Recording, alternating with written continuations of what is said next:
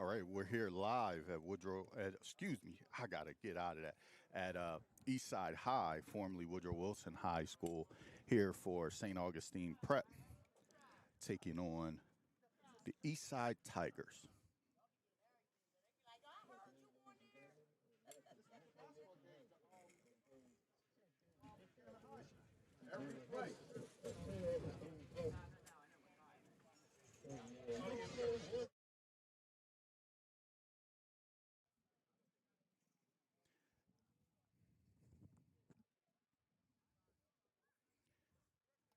This is a big game for both teams here as they're trying to solidify themselves for playoff seeding, and they're trying to continue their win streaks going.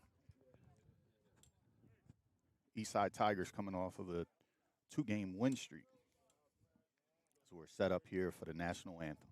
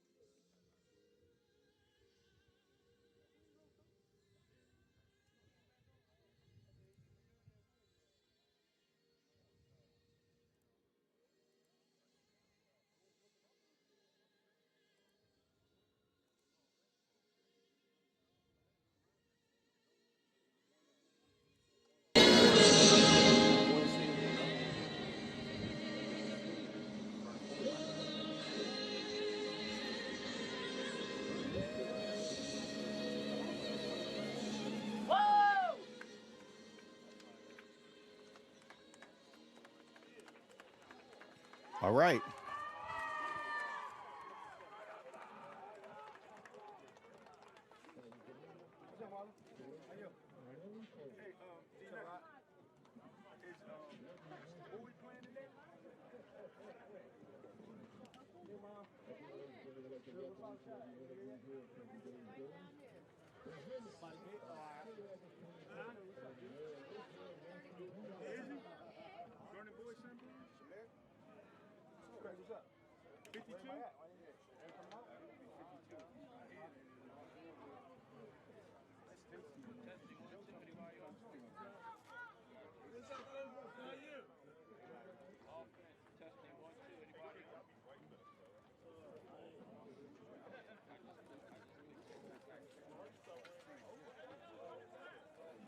All right, we're here set up for kickoff.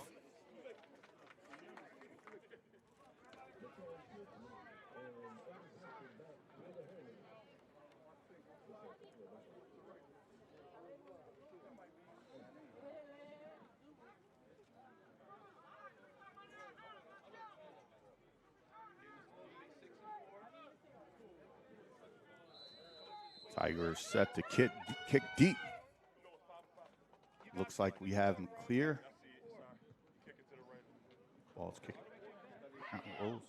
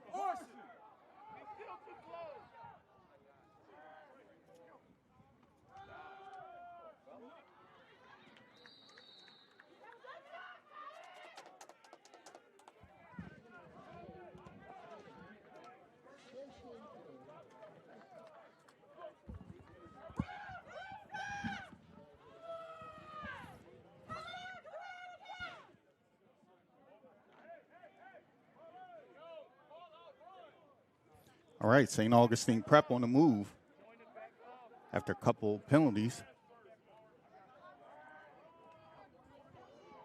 Inside handoff.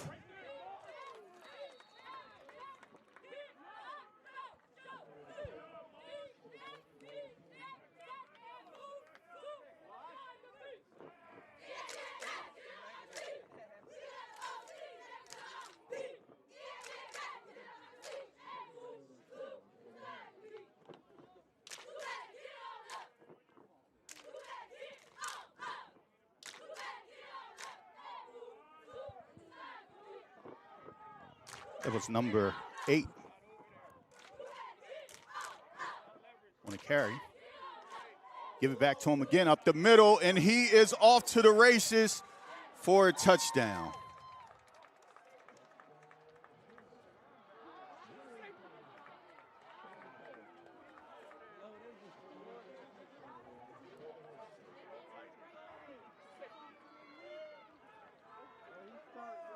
Opening drive, Hermits drive down the field.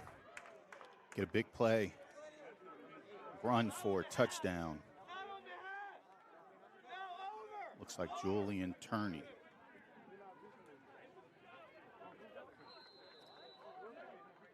Set up for the kick, extra point.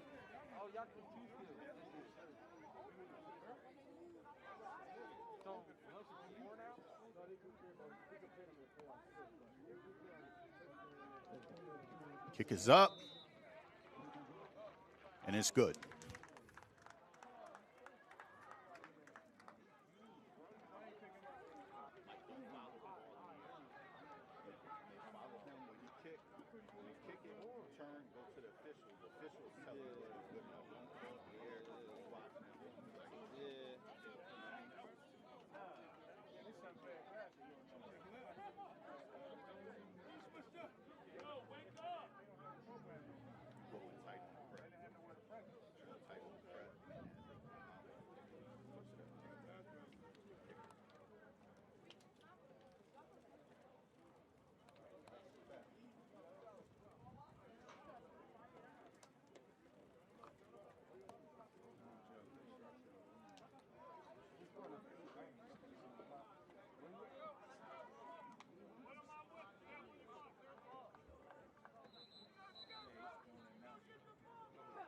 Hermits set up to kick off.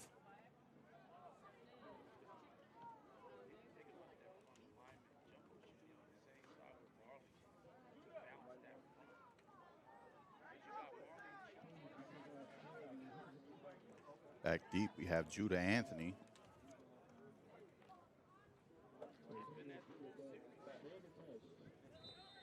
Along with Williams. Short kick up in the air. Julius Dominguez bringing it to the home side of the field, and he's wrapped up about the 25-yard line.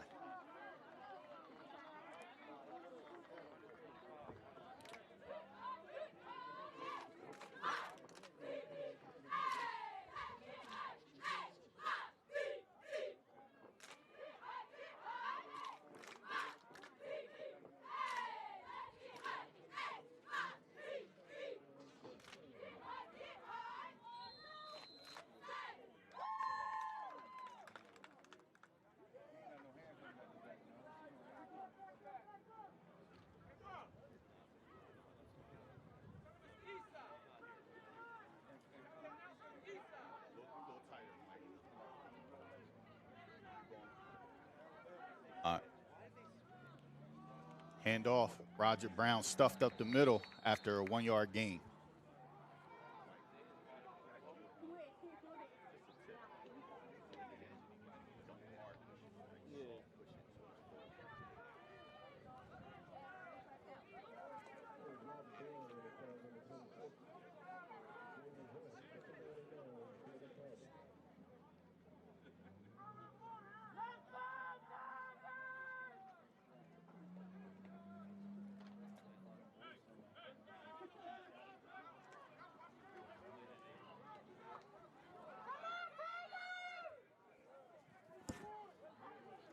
East side looks to the sideline. Sure they got the play. So quarterback power off to the right side, and it's stuffed. Actually loses a yard.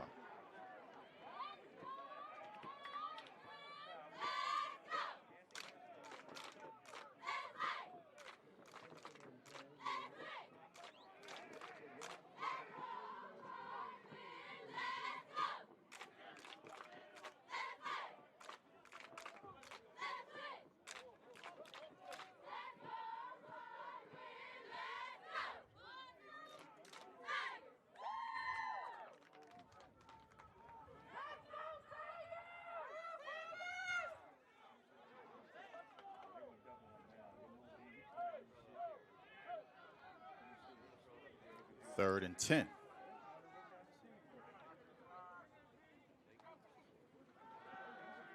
Brunson pump fakes, and he's brought down and he's sacked by Vincent Isom. The ball's on the ground, and it's recovered by the prep.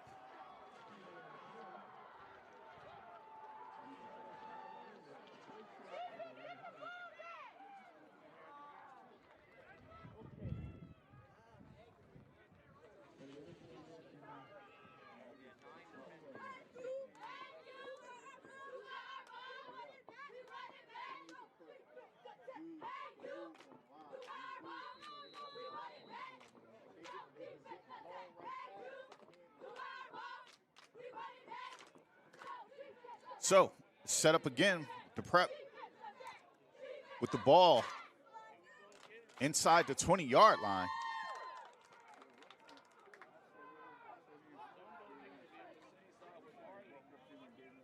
Motion. Probably going to run power right up the gut again. Here they go, right up the gut, and he is moving the pile.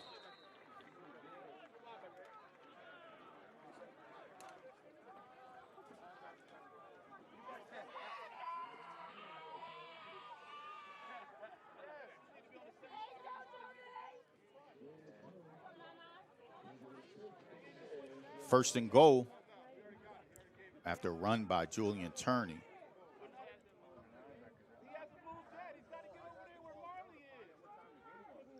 Another motion. They're probably going to run the same play again, and we get a timeout by the Tigers.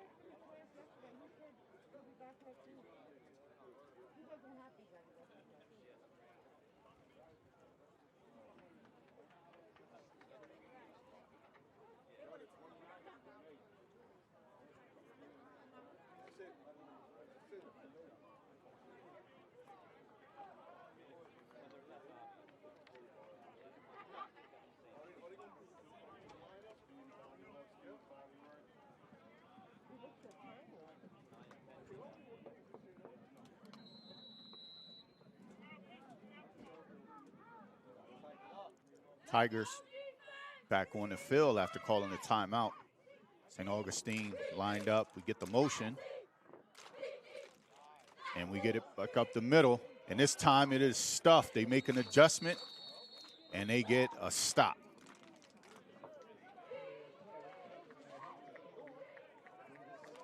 Big number 70, Jaheim Reddick, leading the charge on that play.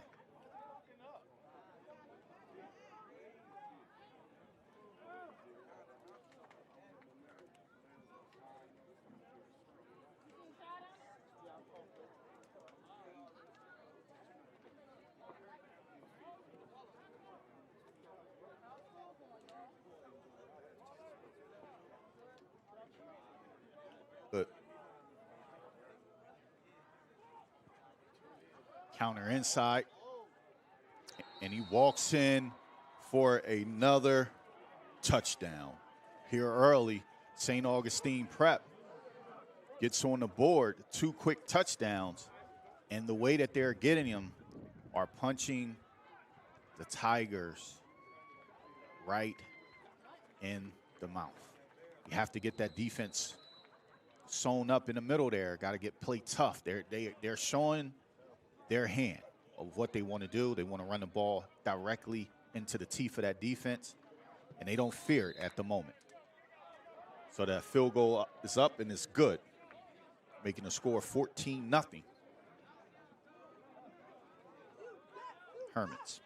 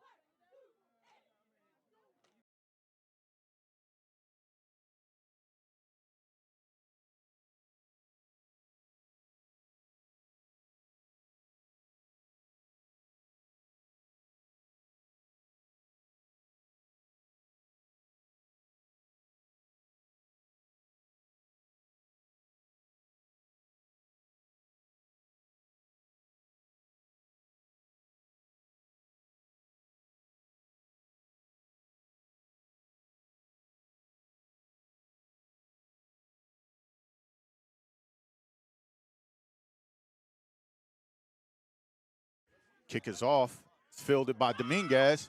Brings it out across the 40-yard line. Game's not over.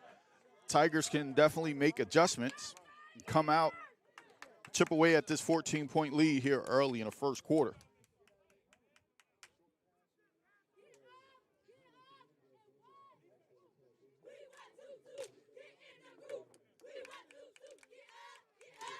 It's great to see some of the Wilson greats walking around here at Mike Rozier Stadium.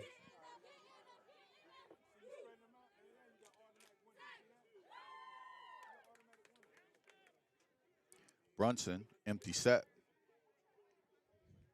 Drops back. Gets the ball out. And it's complete. And he's pushing forward close to the first down.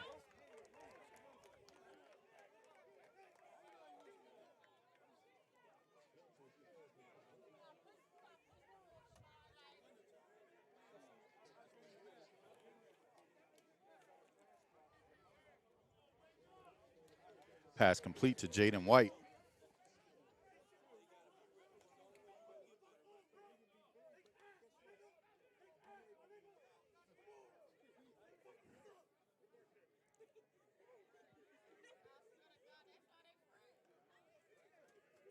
Brunson, pass out to White again, and he gets the first down. Tigers spreading the Hermits out and taking advantage of the matchups on the outside.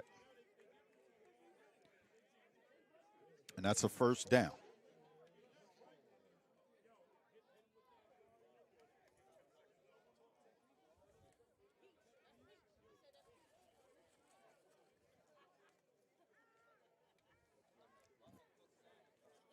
Tigers stay in an empty set.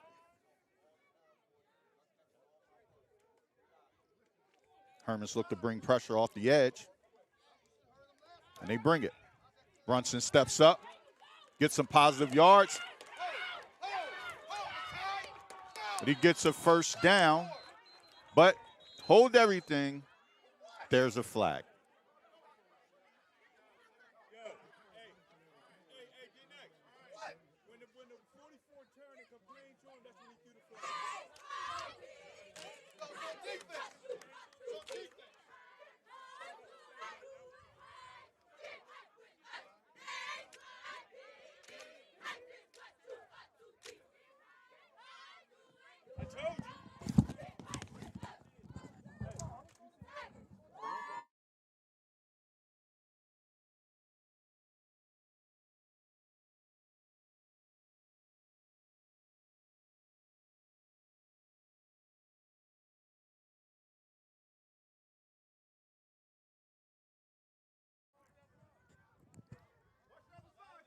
Brunson Empty set.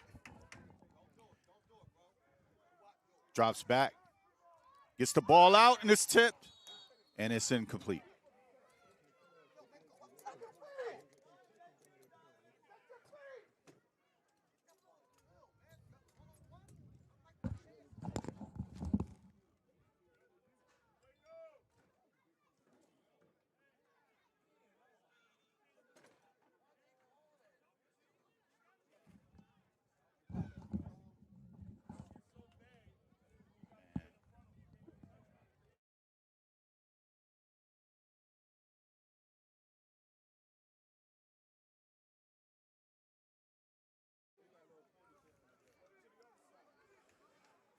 Brunson in the backfield. Roger Brown next to him.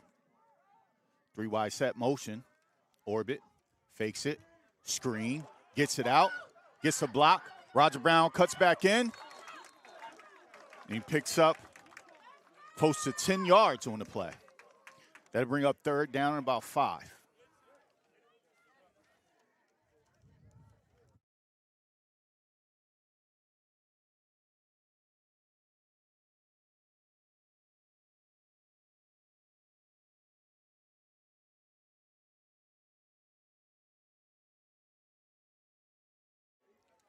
Empty set.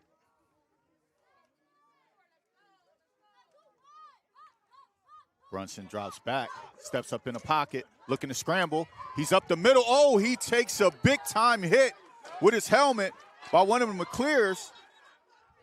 And it looks like it's going to start a little skirmish, but everything's going to be okay. Just a little heated right at the moment.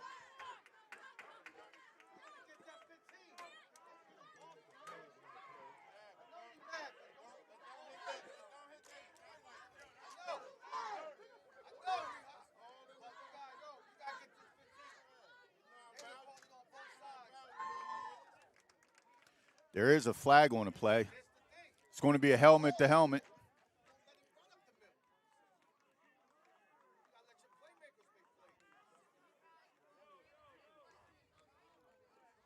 Waiting for the officials to iron out what's going on.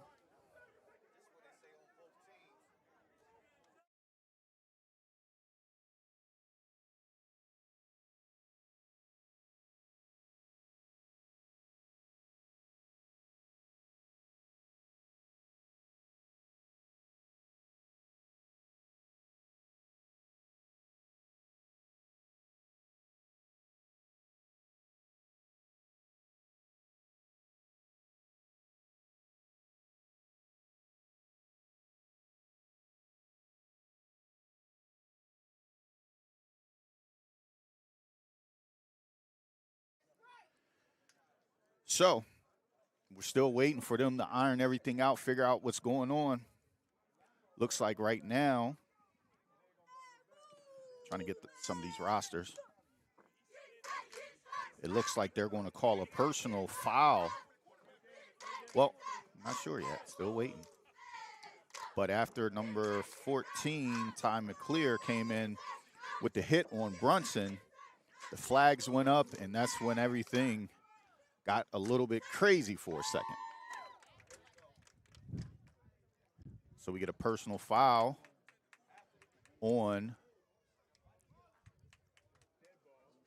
Okay, so we get dead ball personal fouls on both teams, and we also get the personal foul on the actual play.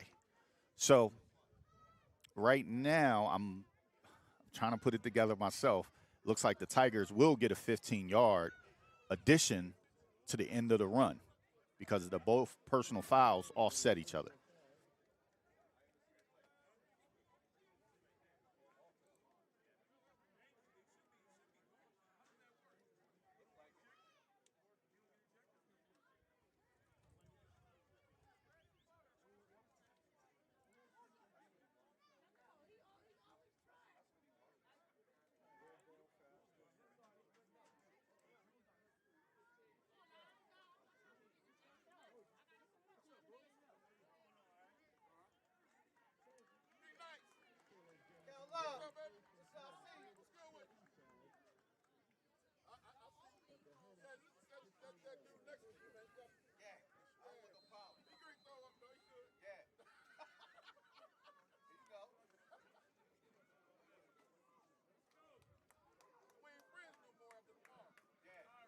think that personal foul was on 14 or 44.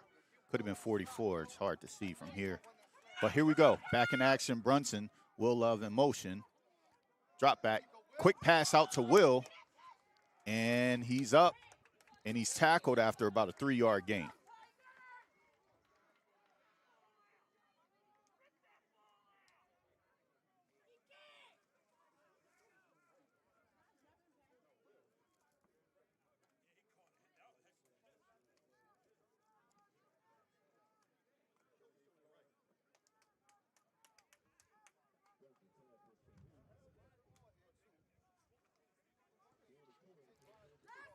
It's going to bring up second down and about 8. Tigers on the move.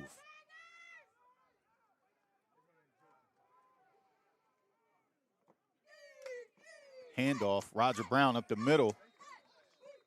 And he gets about a 2-yard gain. It's going to bring up 3rd and 6. Brought down in the middle by Isom.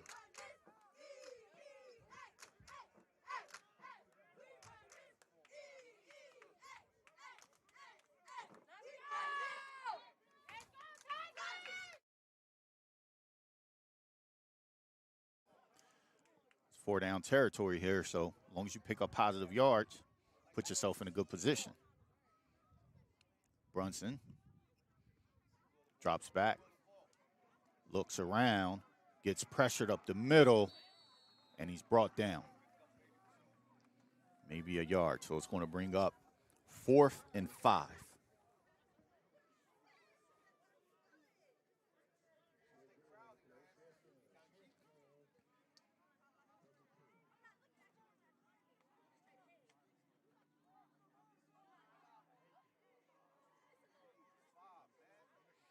Big play here. This play can extend the drive, help the Tigers extend the lead and keep that offense off the field that the Hermits have been showcasing.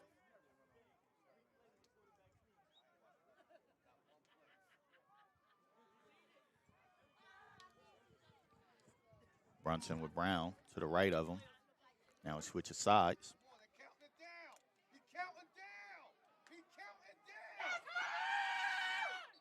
And we get a delay of game flag. Or do we get a timeout? We get a timeout before the delay of game. Sorry about that. Timeout Tigers.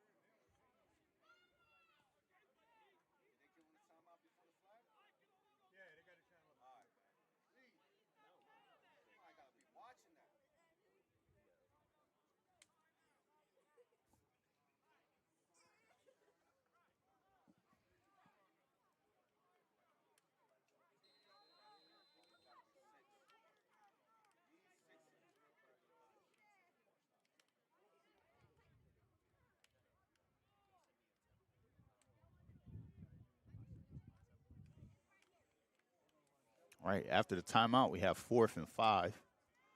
Tigers. Brunson. Brown. And it's caught.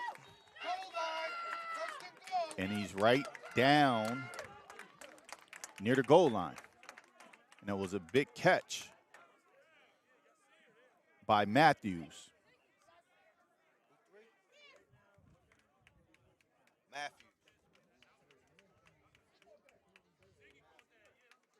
First and goal for the Tigers.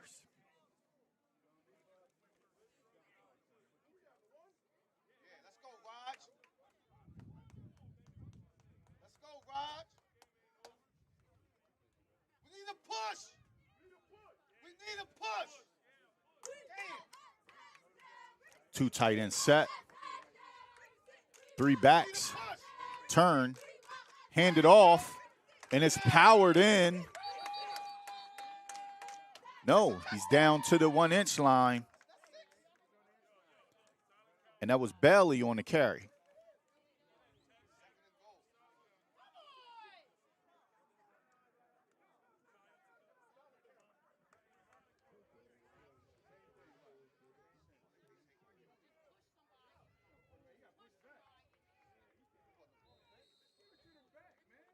And he's denied. It's going to bring up third down.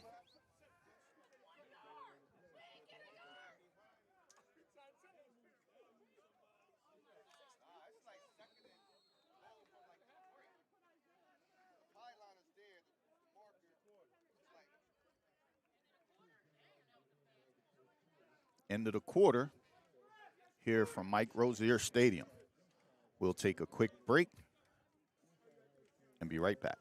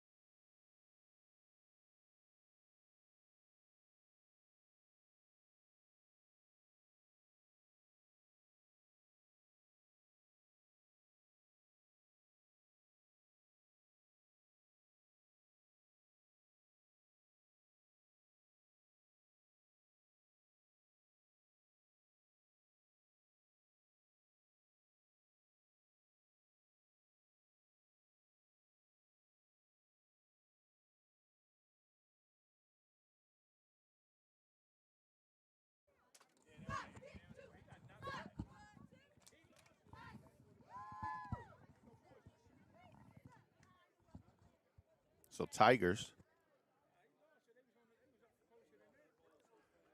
3rd and goal from about the 1 yard line. Set up 2 tight end set, 3 back. Brunson on the center.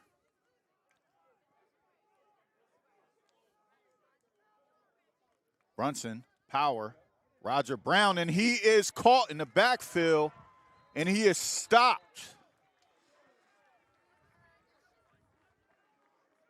Looks like number 2, Walker, comes in and makes a stop. So it's going to bring on up 4th and goal. The game plan has changed a little bit. The Tigers have been getting the ball out on the edges, taking advantage of their size and speed on the edge. And here down at the goal line, they've been trying to power it in from the 1 inch line. They're not getting a push. Hermits are getting off the ball and pushing them back. So we get a timeout, Hermits.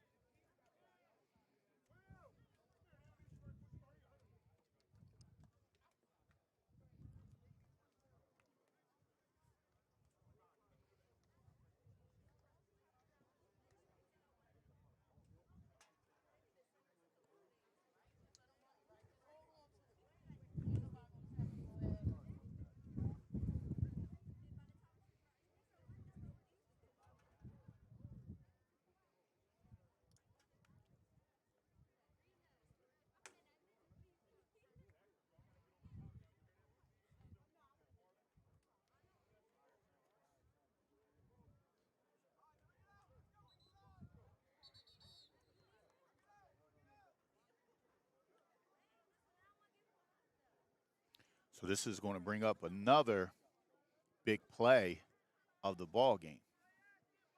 4th down and goal. Tigers looking to cut into this 14-0 lead.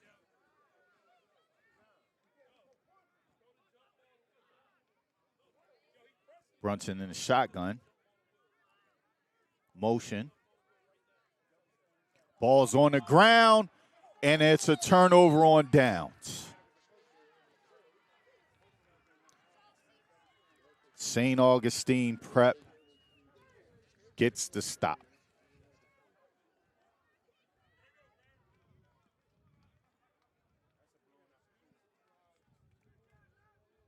So some of the things the Tigers have erased in the last couple of weeks, or at least limited, are starting to creep back up on them.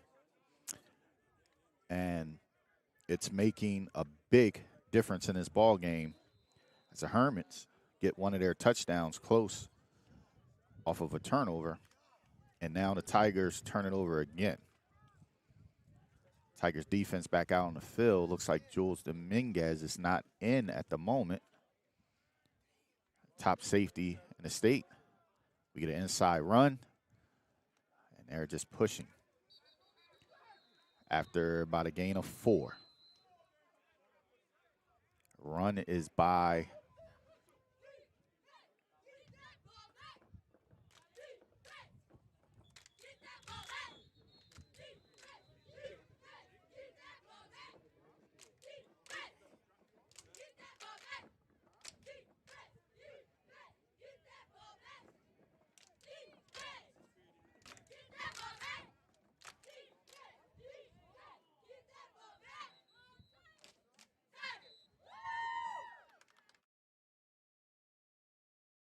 so we have a man down for the Tigers.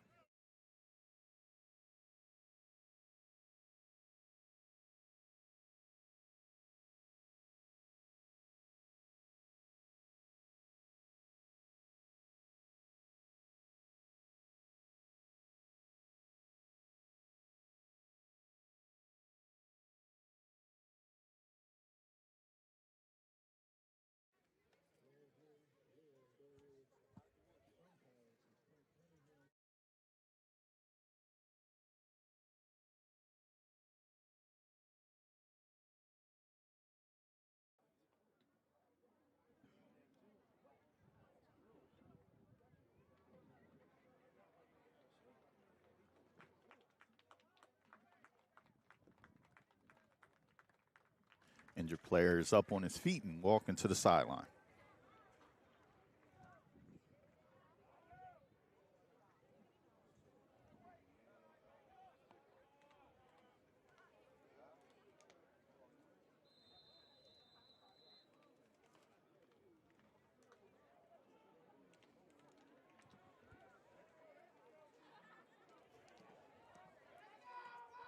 Hermits, motion. Another handoff, and he runs inside, and he gets close to the first down. So Hermits are going to play ball control game now with this 14-point lead.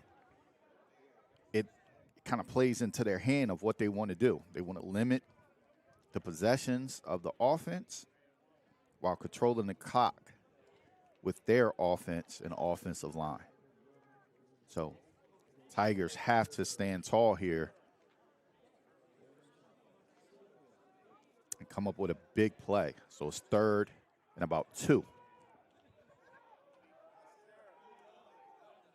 Going to get a motion. And they get a handoff straight up the gut, and he gets the first down.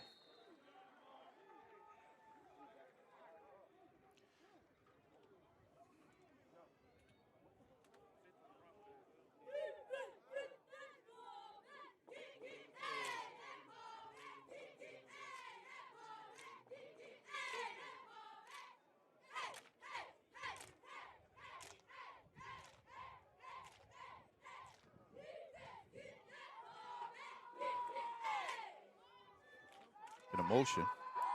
Looks like Herman have been running literally 2 plays the whole game, and they've been having success with those 2 plays as they get another run for positive yards, about 4 yards, and bring up 2nd and 6.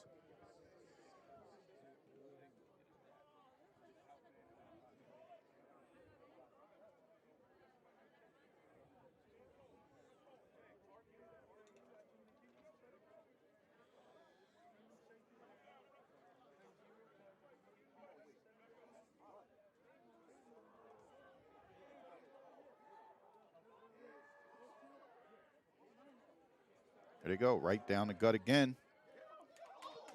And he's wrapped up. Ball's out. And it looks like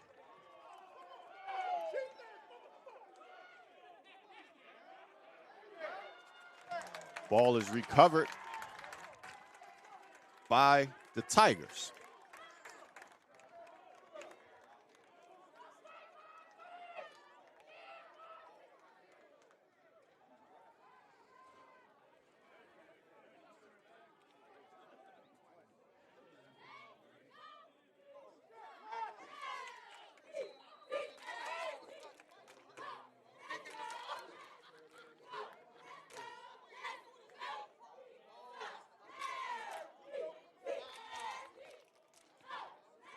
Ball was recovered by Fatim Diggs.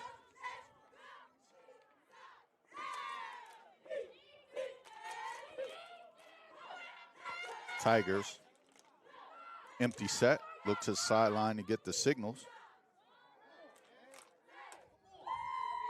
Brunson, get the snap off, steps up in the pocket, lets it go to Judah Anthony, and he catches it for a touchdown.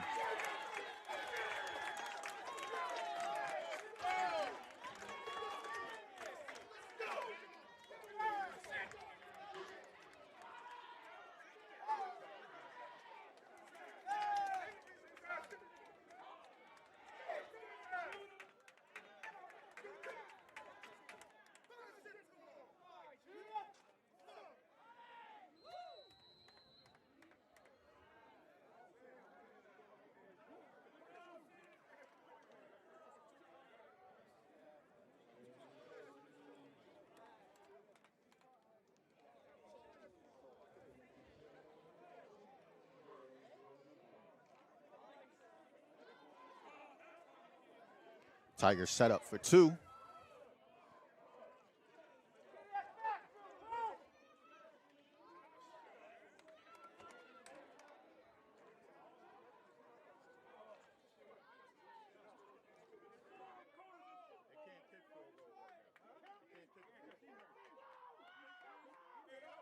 Brunson throws and is picked off.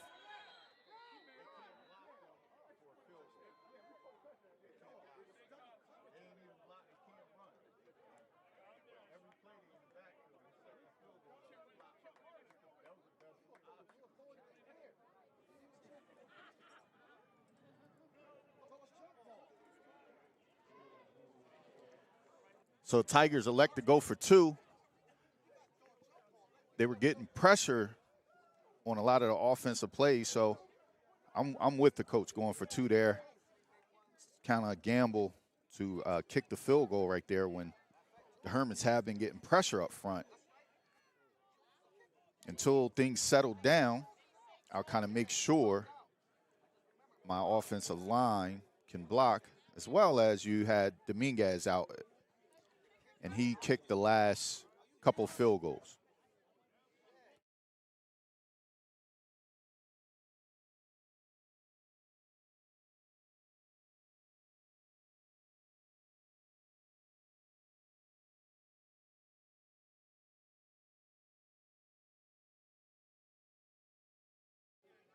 So right now,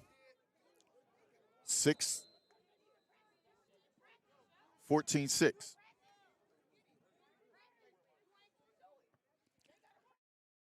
Ball's kicked off, and he's waiting patiently, finds a crease, and gets it up, crosses the 40-yard line.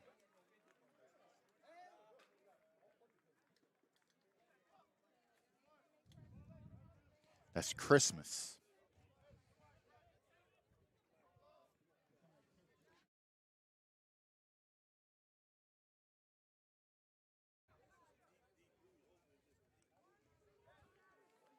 Getting asked a lot of questions here in the stands.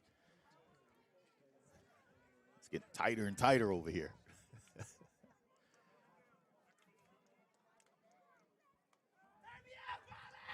So here we go. Hermits take over close to midfield.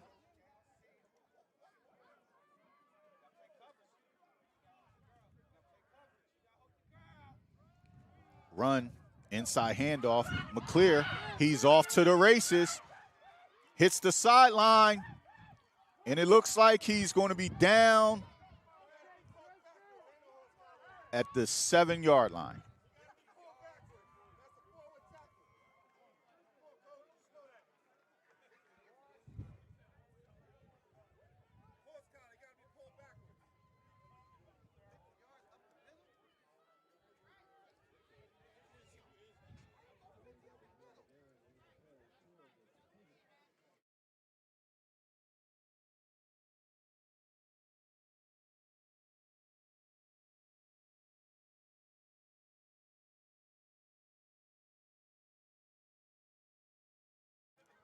big run by Tristan McClear. The Hermits have found something on that left side that they like. They've been going to and getting big yards. So here's McClear, jumps over the pile, and he gets a push, and he's going to fall at the 1 yard line.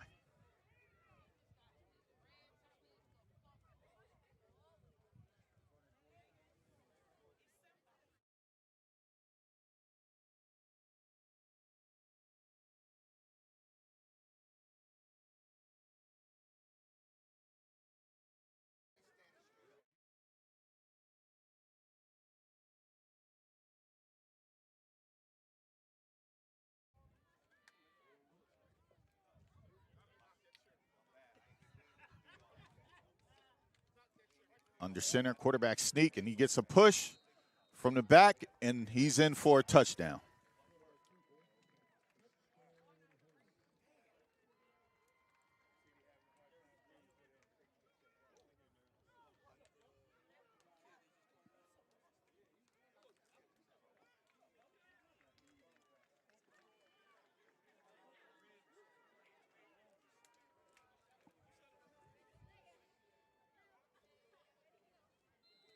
Hermits set up for their extra point as the score is 20-6.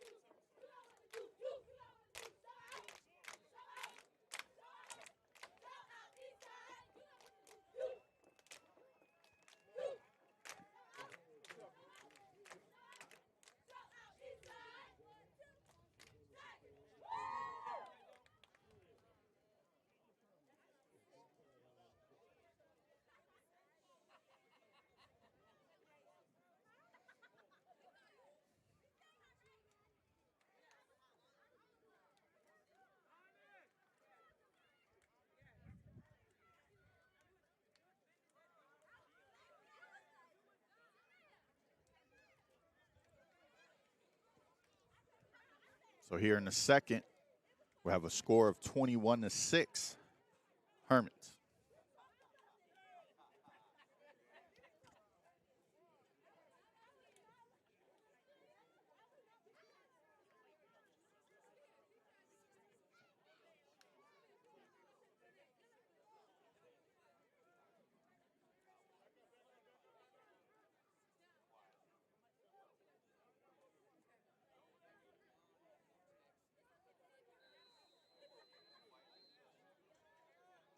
Hermits set to kick off.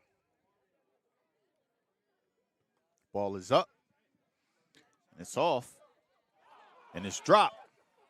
It's picked back up. And he is brought down. Williams. But he's brought down and a flag is out.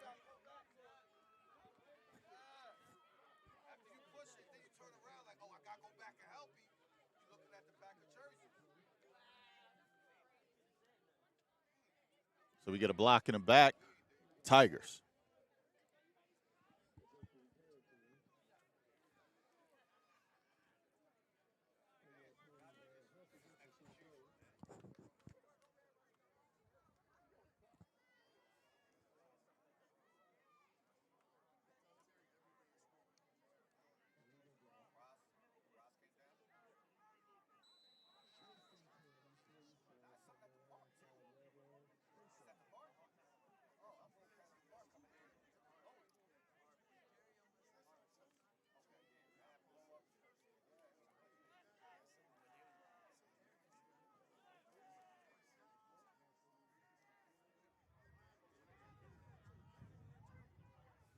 Brunson, empty set.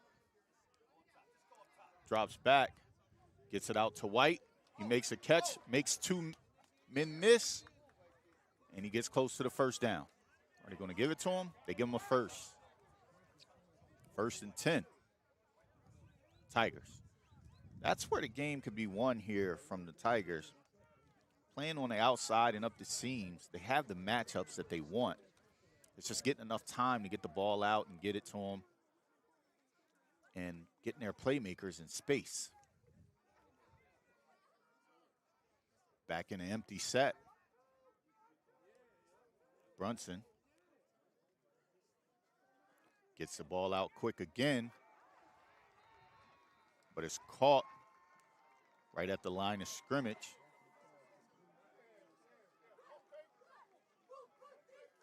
And it's going to bring up second down.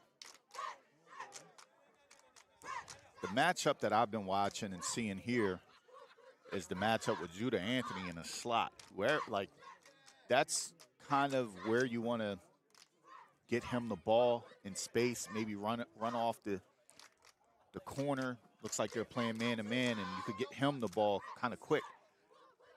But Tigers have been doing a great job moving the ball when they've been in this empty set. It's got them near the goal line, and they've actually scored out of the set with Judah Anthony.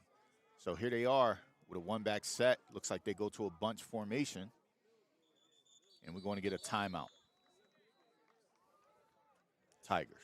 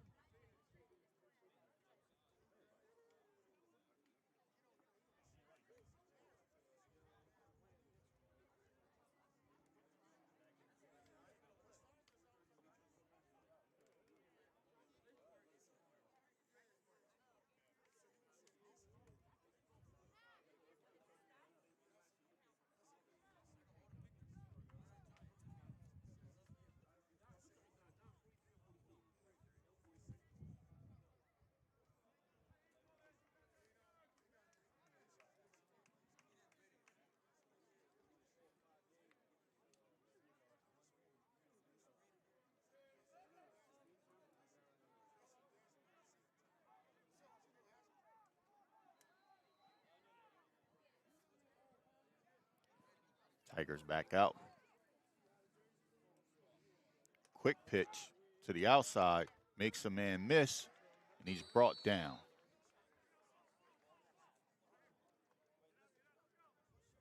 It's going to bring up third down.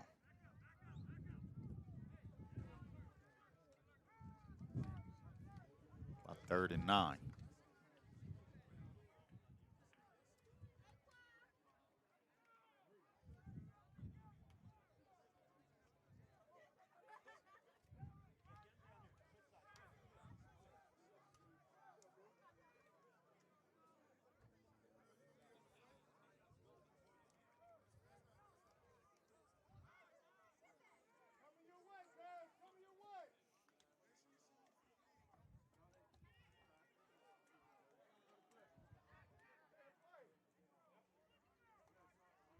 Empty set. Brunson drops back, gets it out, and is skipped as he was pressured by that Hermit front D-line.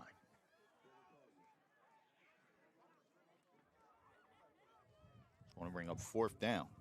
Big play right here. Special teams are always key, especially when you're backed up close to your own goal line. Want to make sure you're able to get this punt out and not give away some great field position that may set up an easy touchdown.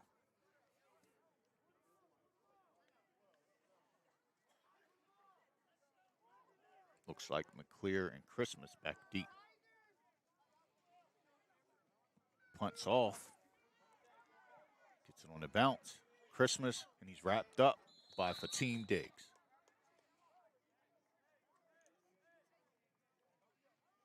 Let's see the adjustment that the Tigers have made with this defense.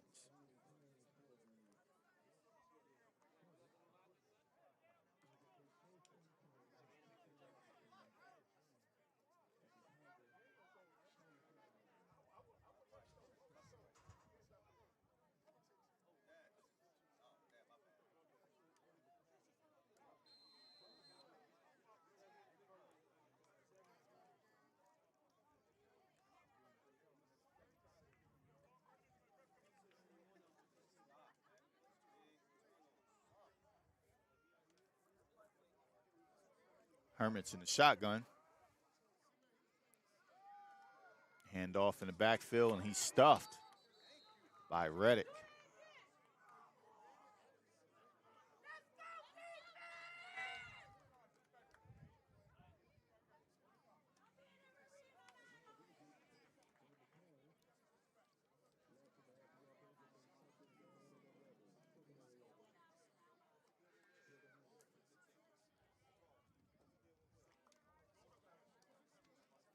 So adjustment Tigers have made to put their two better defensive linemen on the inside, and Reddick and Will Norman try to stop that inside run that the Hermits were getting. And now we get a pass from the Hermits. Roll out, throws it, and it's incomplete. I didn't see anybody in the area, but he was outside of the pocket.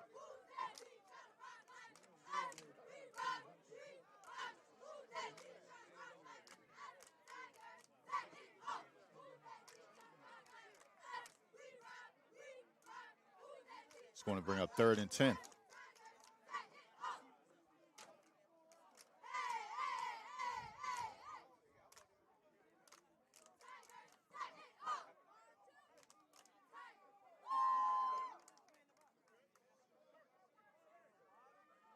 Three wide set, shotgun.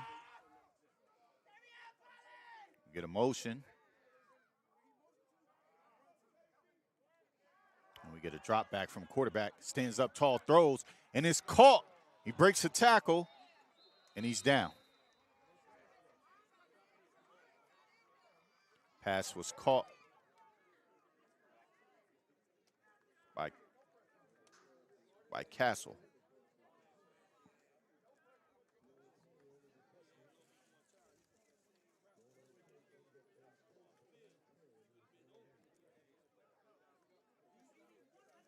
We have to be getting close to halftime here. We don't have the clock operating. Inside run. He's brought down after a gain of 4.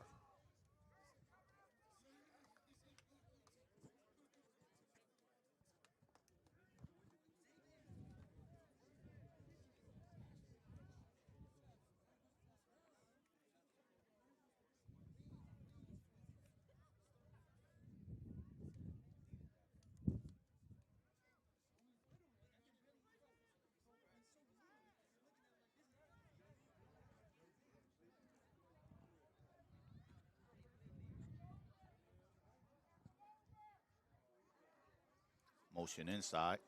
Get an inside handoff run, and we get a flag on the play.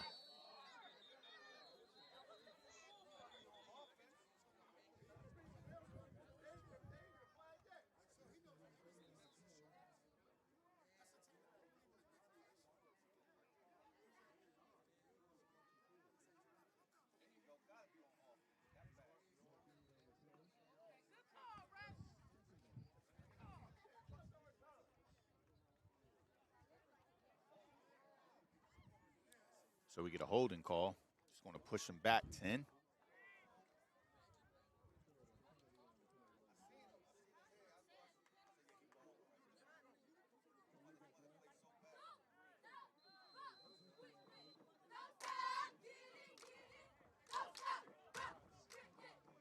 It's going to bring up 2nd and long.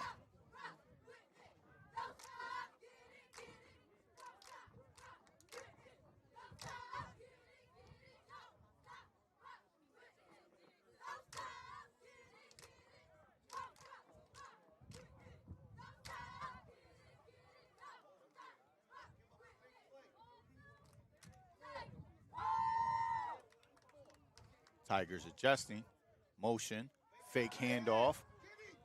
He rolls out, he stiffs arm him, man, and he picks up about 3 yards. They had him right where they wanted him. And he mugs the defender to the ground and picks up positive yards. Still going to be 3rd and long. I don't know if you guys saw it, but that pressure from Reddick nearly pushed the offensive lineman straight into the quarterback. He's a load. He's a load.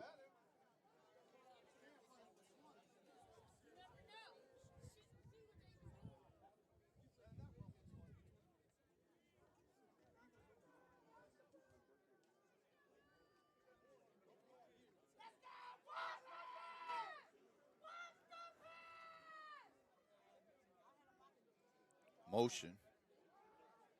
Drops back. Here comes a screen. He gets pressured. He's missed.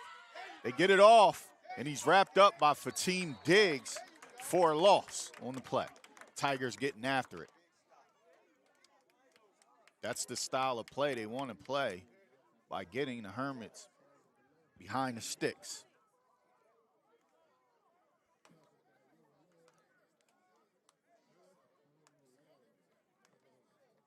It's going to bring up fourth. Flag thing. Going to bring up fourth and long. Hermits set to punt.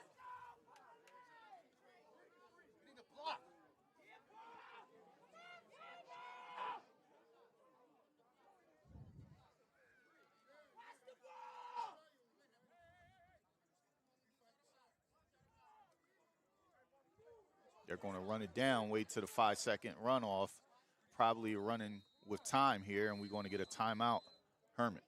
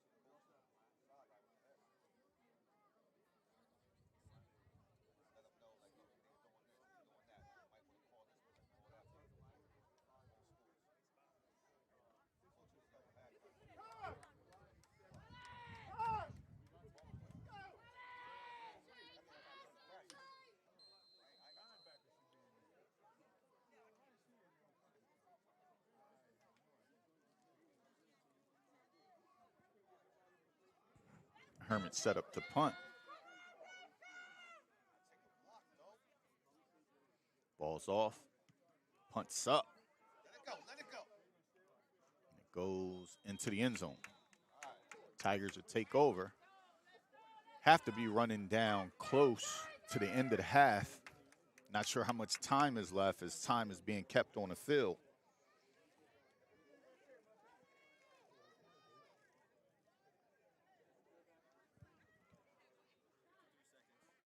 How much? 53 seconds? Okay. Looks like about 53 seconds remaining on the clock. Or 5.3 seconds. We'll assume 53, though.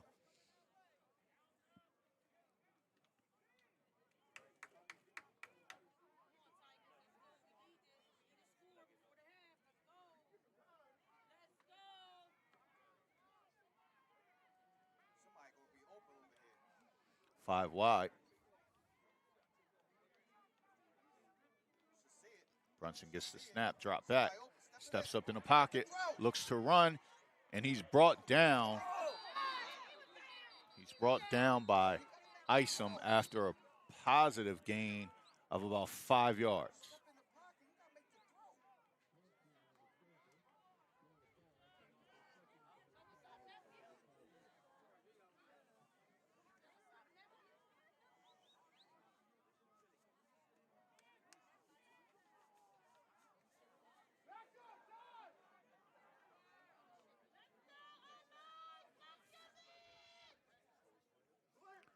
Looks like a blitz is coming off the edge.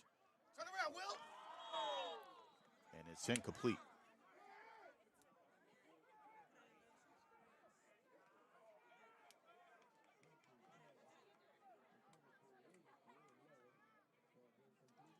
Pass intended for Will Love.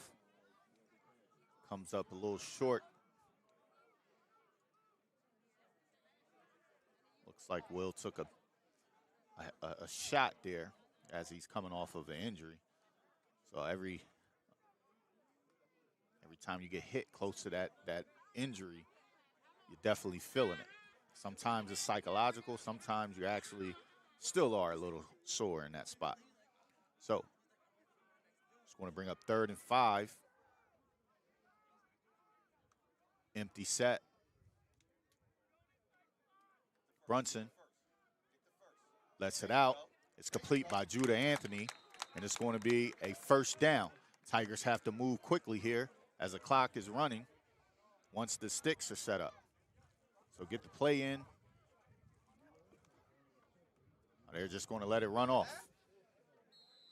And that's the end of the first half.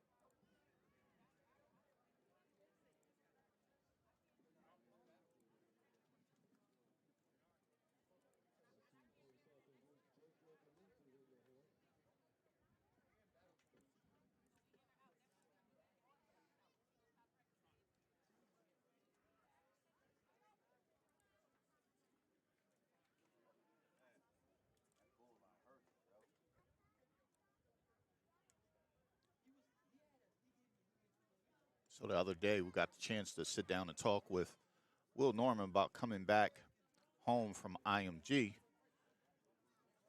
A pretty good conversation. We'll go ahead and let you guys see that. That video also could be found on D2 Sports Network.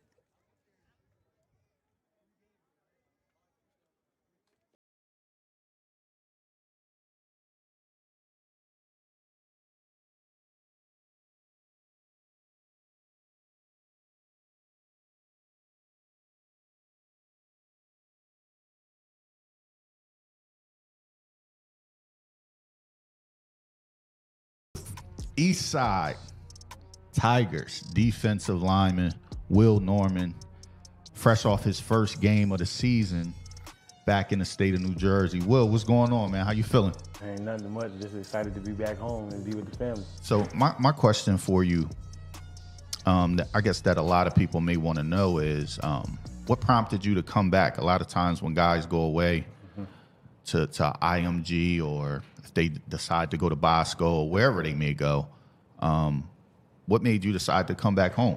Coming into high school, I was a basketball player, and I started my high school journey over Roman Catholic over Philadelphia. So, just having the blessings and the opportunity that I was gifted with, I kind of wanted to share that with my family and friends. I never had the chance to honestly play in front of a home crowd. So going to IMG for 2 years and soaking in all that knowledge, and coming into my senior year, I just felt it was best to share it with my family and friends, but one last time.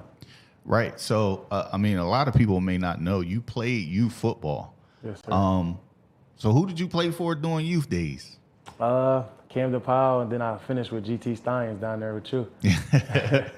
So, what was that like, growing up playing football and getting to the age of, I guess, 14, 15, Yes, sir. having to make a decision of going directly to a predominantly basketball school at the time, Roman Catholic was. What was that decision like for you to make, just to kind of focus on basketball at that time? Coming out of 8th grade, I played both. I was, like I said, I was at GT Science. I was also playing AAU with the New York Rens for basketball. But as the high school scholarships start coming in, I kind of had to, like you said, make a kind of grown man decision, kind of time to grow up. And one of the schools was Roman Catholic, and their basketball program at the time, like you mentioned, was like a top 25 team in the country. And I was gifted like a varsity spot as a freshman at a school that not really many freshmen could start varsity. So when I was given the opportunity, it kind of was like, you got to take it and run with it. And that was the biggest window at the time. So I just jumped through the door. Yeah, that was a big move. Every time I used to see you at the games and out in different places, I always ask how you were doing. Yes, sir. But, during that process, you just started getting football scholarships, man, Yeah. out of nowhere. Yes, sir. So once you started getting those scholarships, you had to make another decision, right? So Yes, how sir. tough was that, man? I know, listen, to play hoops, Yeah. the ball is a little bit different than Yes, playing sir. football. So how was that decision for you? My freshman year was kind of COVID. It was COVID year, so I like to tell people the story that the football coach kind of used to nag at me every day, trying to get me out there, just try to get me to work out. And it kind of was like, a kind of annoying thing at the time. I used to see it as like, you shooting my basketball dreams kind of low. So I used to kind of give him a little stink eye. But like I said, it was COVID time. So during the COVID time, he actually hit me up for a workout. I actually had nothing planned because it was COVID, so everything was locked down. So I definitely went to that workout. And ever since that workout, college football just been hitting me up, like many programs, many opportunities I've been blessed with. And I just say like that opportunity was it just came and took me by storm. Like you get over 10 offers in a month, that's kind of like God telling you that's your calling. So that kind of told me right there, like, this is what you obviously are made to do. This is what you're blessed to do. So take it and run with it. You can never turn that many opportunities down. Oh, yeah. I mean, most definitely. That's a very mature answer and very mature way of thinking about things. Yes, sir. I mean, you made that decision. You had to make some very tough decisions in a short amount of time. Yes, sir. I would be remiss if I didn't mention that when you were in school with Johnny Martin, we would get reports back how hard you were working and sir. things that you were doing to get better as a football player. Yes, sir. I mean, you go away from football for a couple of years, you start to lose some of the technique and Yes, different things like that. And I mean, you grew, what are you, 6'6" right now? Yes, sir. I mean, you grew to 6'6", close to what, 260? Yeah, I'm 290. Oh God, 290. Okay, 290. Yes, sir. But you grow and mature into that, so it's a little bit different. Yes, how tough was it for you to get back into the football shape in football mentality too? Yeah. It's a lot different than basketball.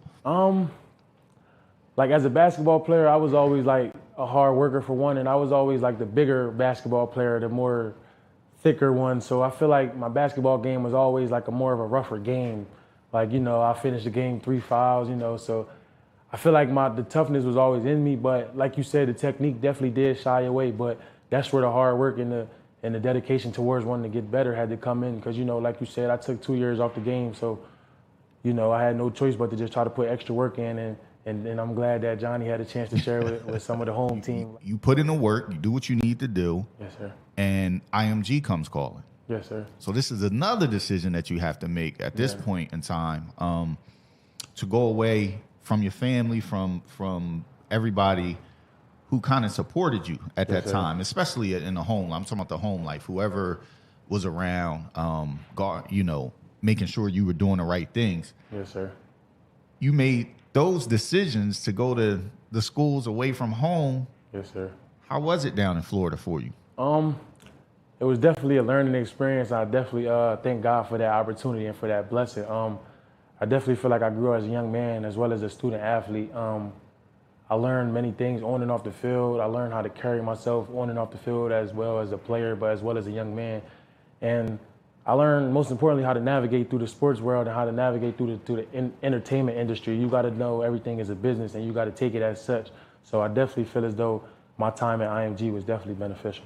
So you just spoke on something that I wanted to talk about. Yes, sir. And it wasn't even going to be about this, but the business side of, college football. Yes, sir. A lot of players don't understand that, and that's where they get things kind of mixed up when they look at college versus high school. They think just because they were a good high school player that they should automatically get offers as a football player. Yeah. But it's a business, Yes, and sir. a lot of coaches, they'll tell you they're not losing their job. Oh, yeah. Real Yes. quick, right? Yes, sir, yeah. So, I mean, they have to make good decisions. So, Yeah.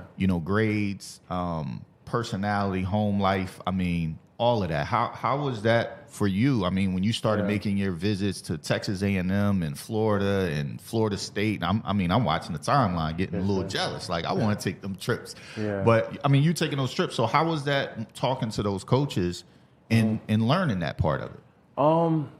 The biggest thing that I learned from like all my visits and just talking to coaches in general, is that they kind of look at players that they feel as though they can put in a locker room right now. So they'll take their 2023 team and they'll try to just see if you could fit in that locker room and see if you could fit in that scheme, in that gel of players, like just to see if you could fit in right now. If you came in right now, would you be a cancer or would you help it ascend?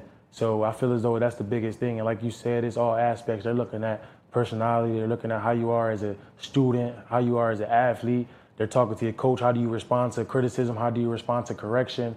So I feel like it's like everything is thrown into the pot and mixed together. I definitely feel like you have to be an all-around person.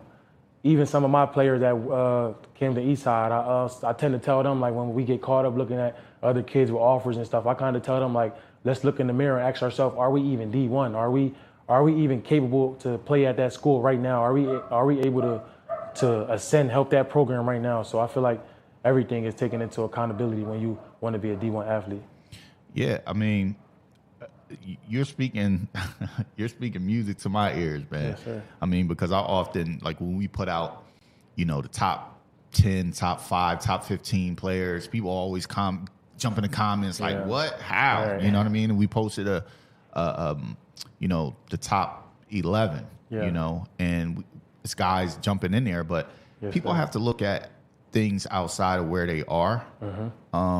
We tend to be homers at times, but once you pull that Band-Aid off and you start looking at the world and seeing it a little bit, bigger than just your hometown. Yes, sir. So you had that opportunity to go, from state to state, talk to people, Yes, sir. meet different coaches, be coached by different coaches. Yes, sir. And you finally make it back home. Yeah. How tough was it for you to sit 4 games? Because that's tough, bro. It was, I ain't gonna hold you. Yeah, honestly, that's a tough one. It was real tough. It was real stressful, honestly. Honestly, I just wanted to find the positive outlet in things. I just kind of looked at it as time to reflect on myself and just get my game better and just make my debut the best debut it could be, honestly. I thought I was going to come back to Willingboro game. Unfortunately, I couldn't. That was day 29, so, that even put an extra week of stress on top of it. But like I said, I just tried to use it to get better and just try to work on my craft as much as I can. Yeah, I mean, you came back, you had a really good game. Yeah. I mean, we was joking before we went on live, but, you playing a lot of run teams, you know, sir. So the opportunity of getting a ton of sacks is really not going to be there. But I think that's going to help you in the long run. Yes, sir. Because once you do get the opportunity to play a team where you can pin your ears back and you get after the quarterback, I think it's going to help you and help your team. Yes, sir. So, I mean, the playoffs are coming up. Yes, Eastside had to get 2 wins to be eligible for the playoffs. Yes, they are eligible at the moment. And based on the ratings or rankings where they are right now, it looks like you may get a favorable matchup down the road. Yes, sir. That kind of plays into your style of game. Yes, sir. New Jersey is a little different than Florida. Yes, sir. So it's about to get cold in a couple days, right? Yes, sir.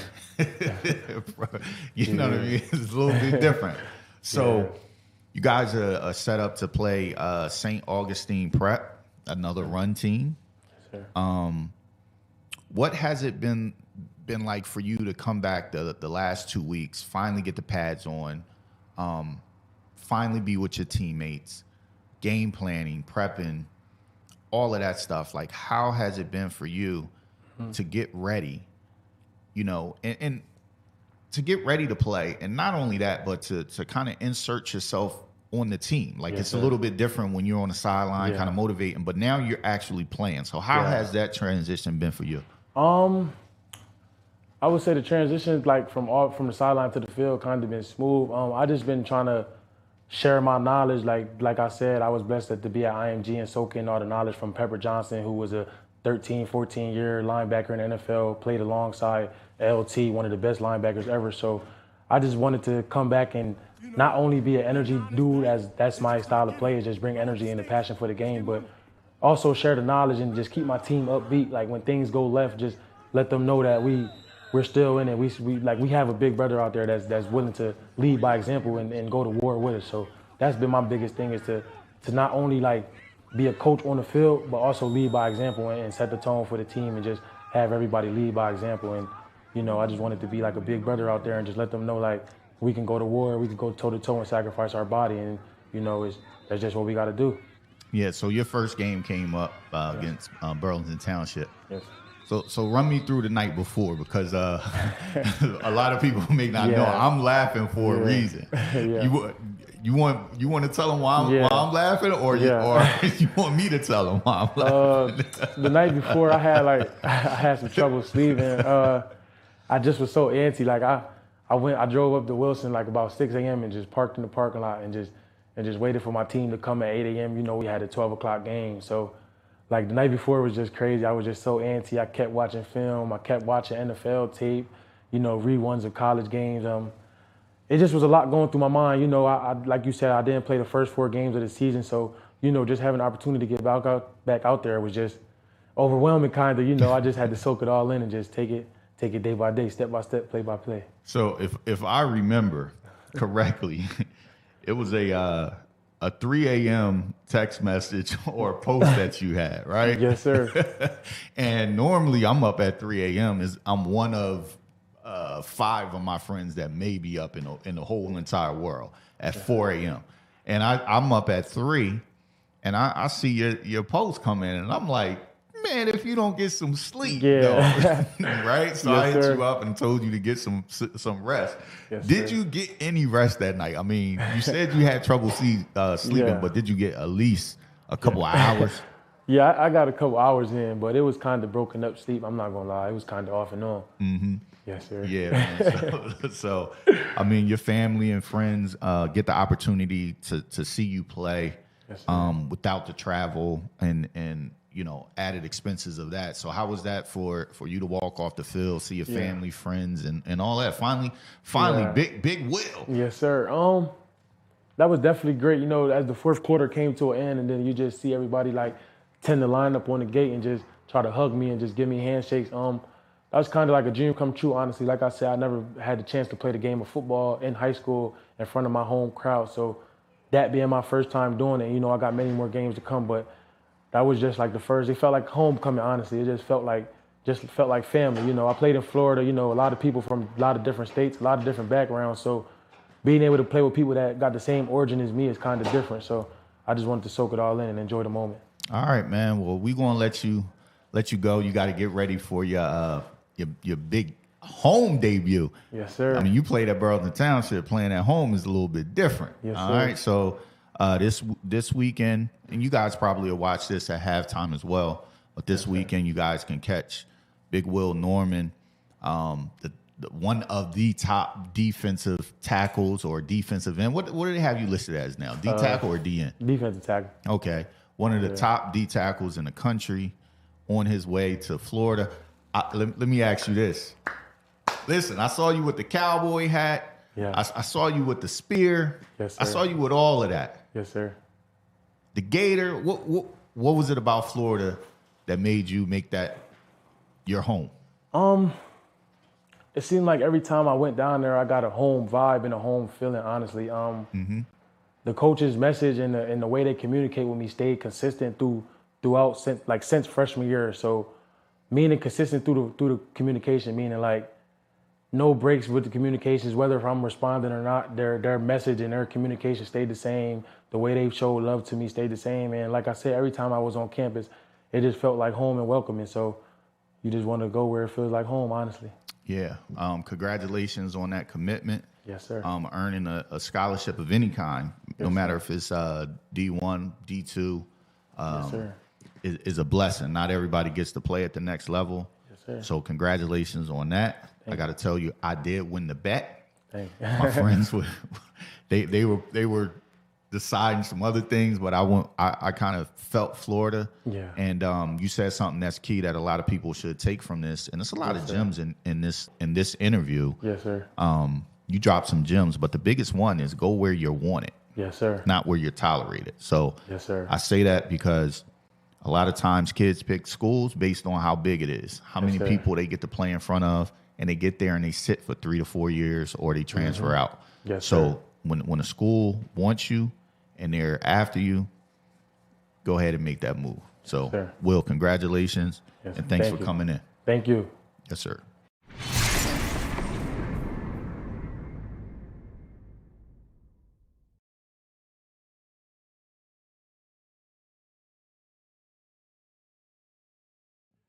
All right, and we're back for the start of the second half.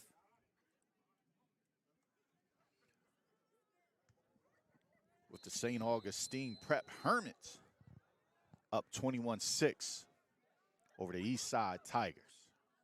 Ball's kicked off. It's going to be fielded by Matthews. Goes up the seam, and he's brought down. That was Williams, Corey Williams on a return.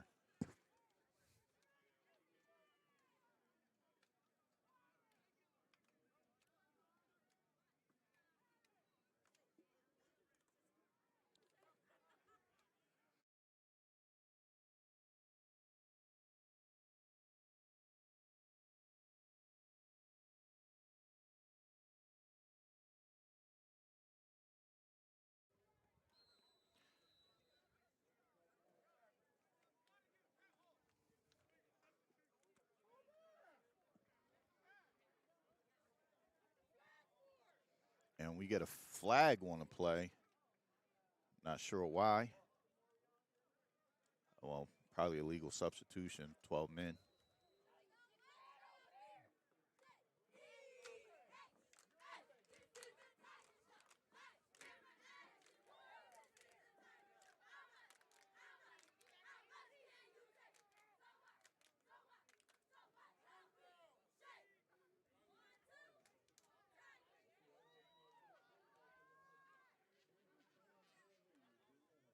Brunson calls Brown back.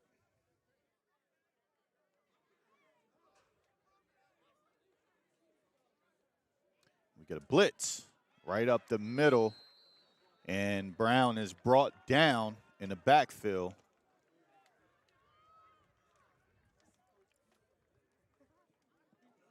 For a short loss.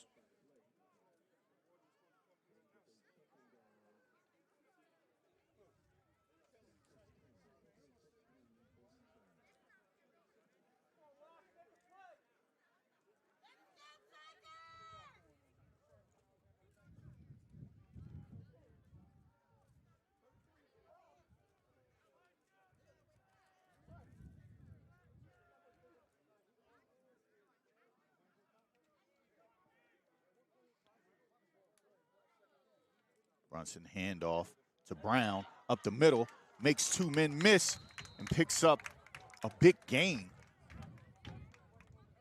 It's going to bring up about 3rd and 5. Best run of the day by the Tigers.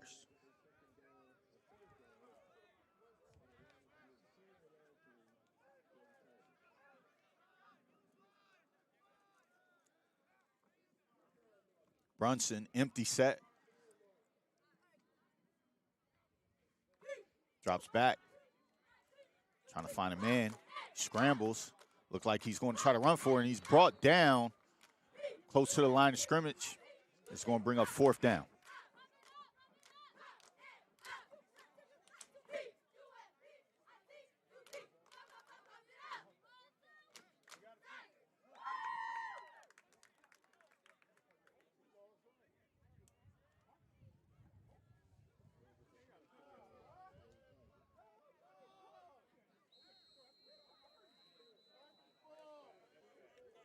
Looks like we're going to get a timeout. Tigers are going to definitely think about this one.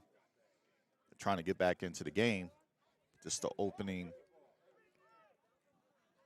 series of the game. I'm not sure if they're ready to go for it on 4th down. They just want to make sure what they're going to do is the right thing, and they're okay with that decision.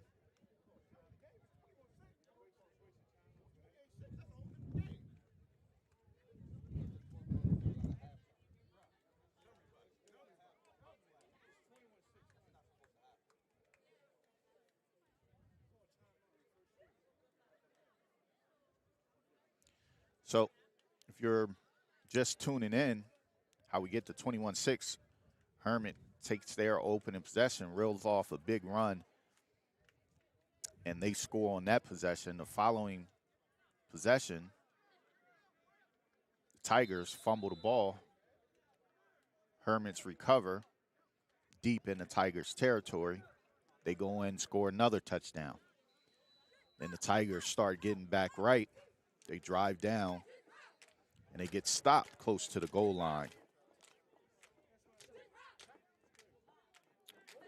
They hold the Hermits on defense. They turn the ball over on a fumble.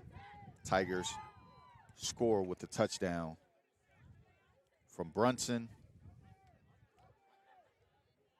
to Judah Anthony. And that's how we get to 21-6 as the Tigers punt the ball and Hermits to take over here in the third quarter.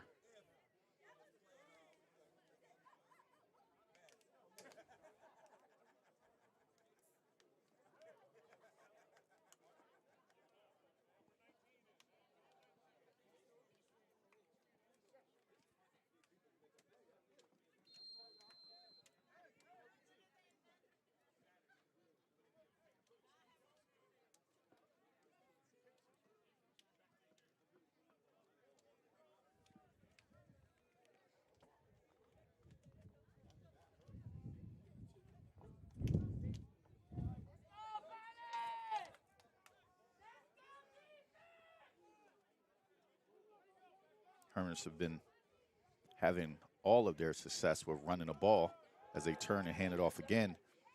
And he breaks tackles. He's in the open space, and he'll run out of bounds. But we get a flag on the play. Looks a little weird with that pink flag flying out, but it is October.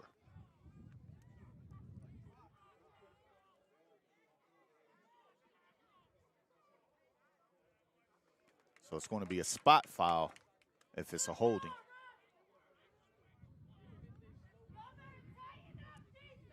So the Tigers made an adjustment on the defensive line. Looks like the Hermits come out and say, okay, you move your best guys on the inside, we're going to run to the outside. So they're playing a little cat and mouse game here with the Tigers. So the Tigers have to figure out a good combination where they can at least slow down this run game.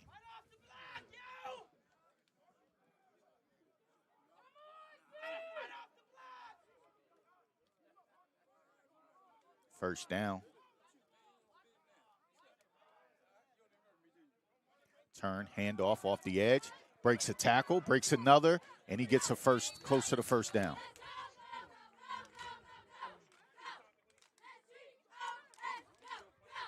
He is running tough. He's getting really good lanes from his offensive line, especially that left side. He's been able to get a really good push. They've been getting a good push over there on that left side of that defensive line. And they've been hitting those lanes.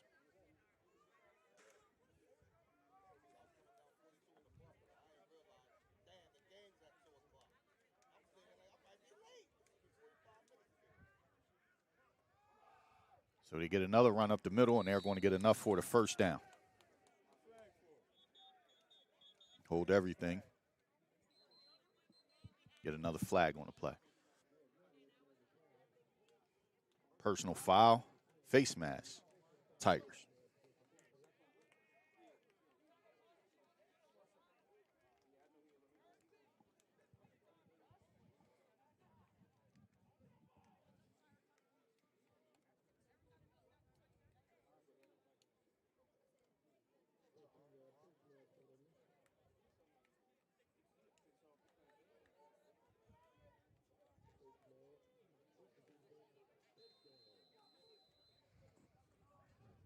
First down for the Hermits, about the 25-yard line.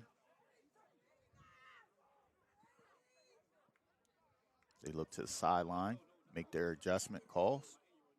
Motion, probably going to that left side again, and they do.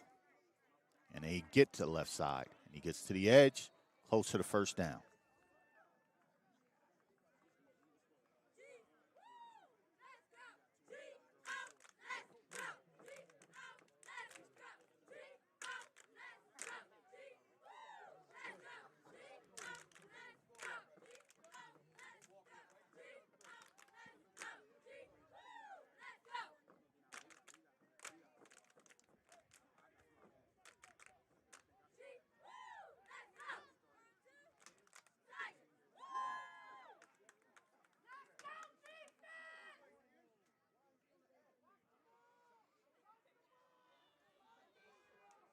Short motion, turn handoff to the left side.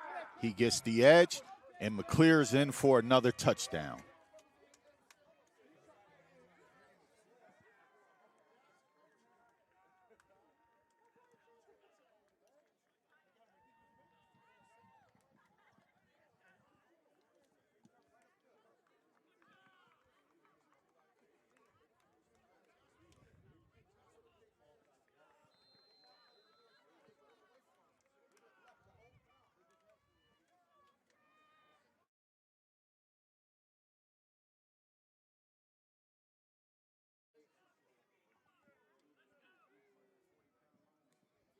Set for the extra point.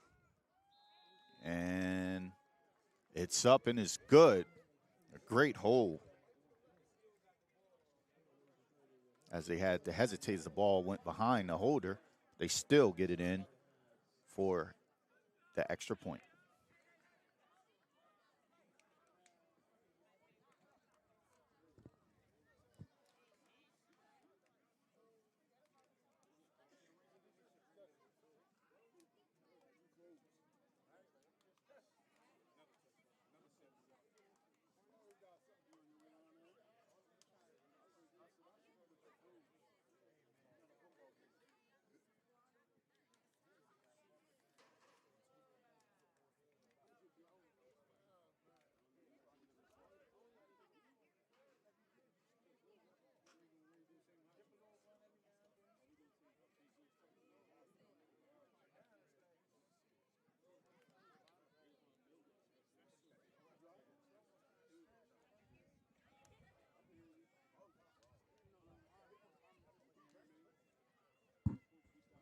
Hermits set to kick off.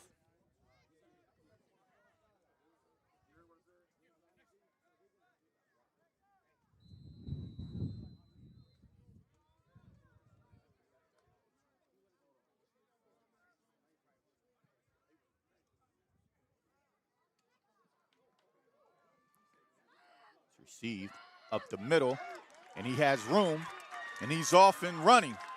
Beats the kicker, one man to beat, and he's pushed out of bounds. Big return by the Tigers.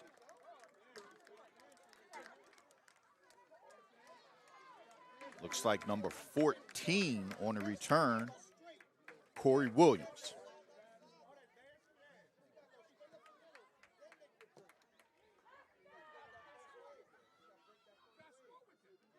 Still a lot of time left in this ball game.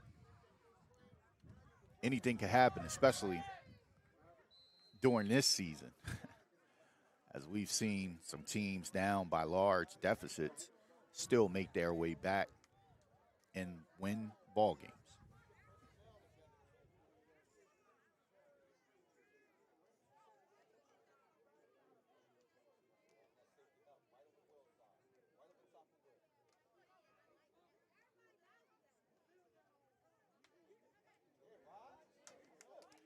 Handoff by Roger Brown. And he's going to get a gain of about 7 yards.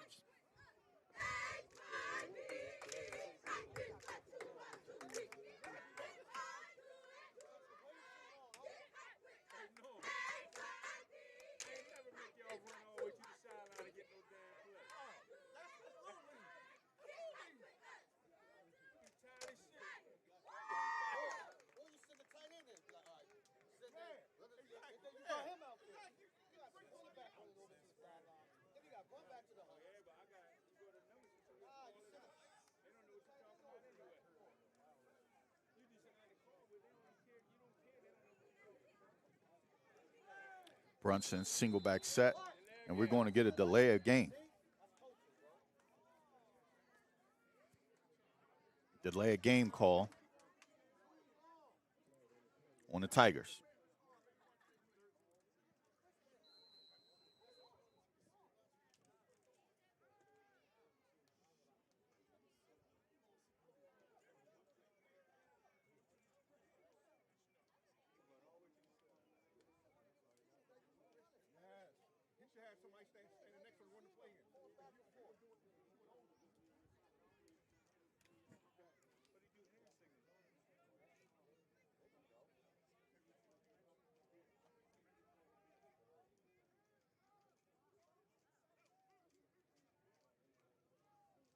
Brunson drops back, looks over the middle to Anthony. He catches it, and he's down at the 6-yard line. First and goal, Tigers. Third time in the red zone today. Tigers looking to get the score out of this one.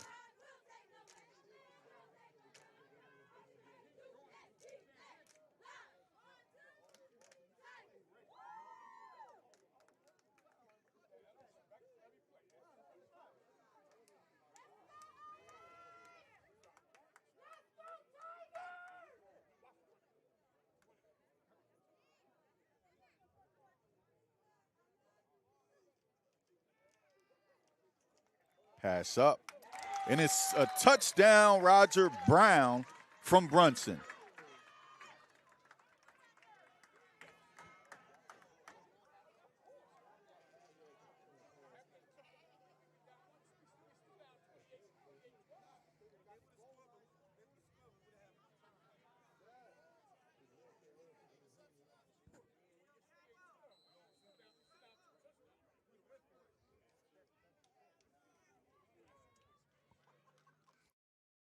Still a lot of time left here. 28-12. This is a big extra point here. Put you down by 2 possessions.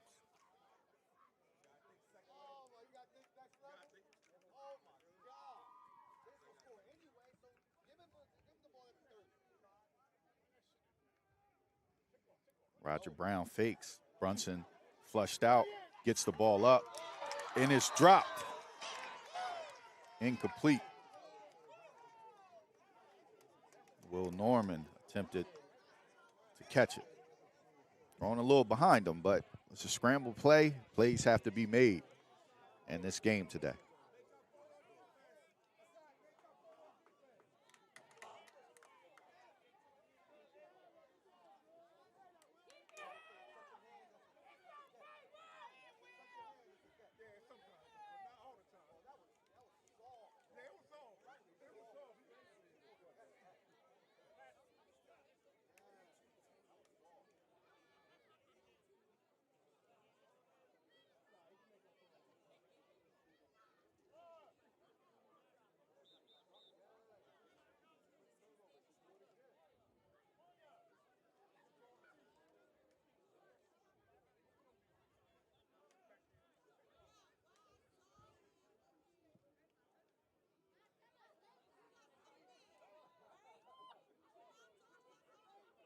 Sitting in front of me are some greats here that played during the Woodrow Wilson era. Norm Frisbee, Bam Goree. Good to see them out supporting the Tigers.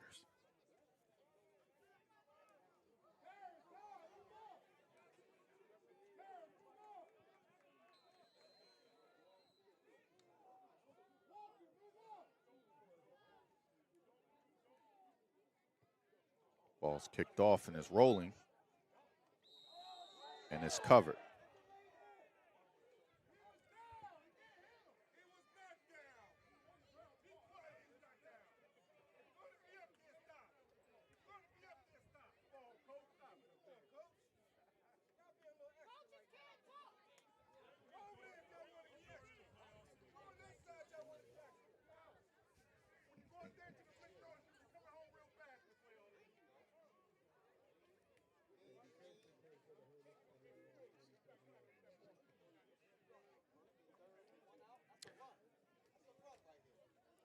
So here we go. 1st and 10, Hermits. Tigers need a quick stop here.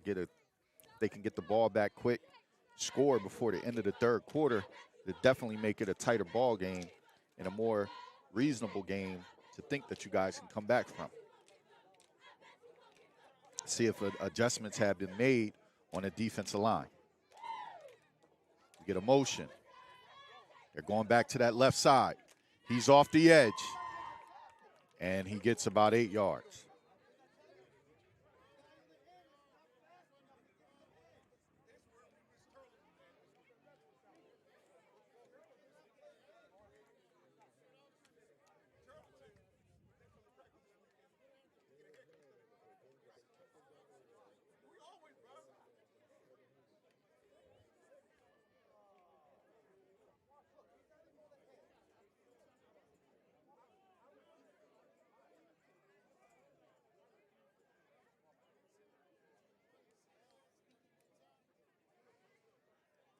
2nd and 2.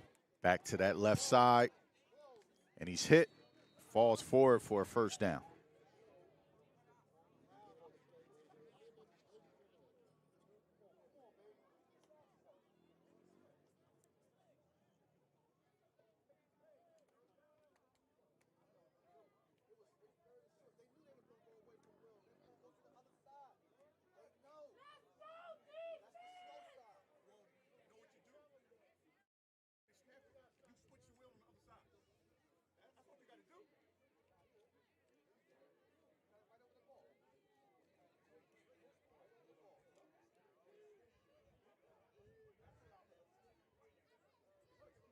Back to the left side. He's gone. Stiff arms a man, but he's brought down at around the 10-yard line.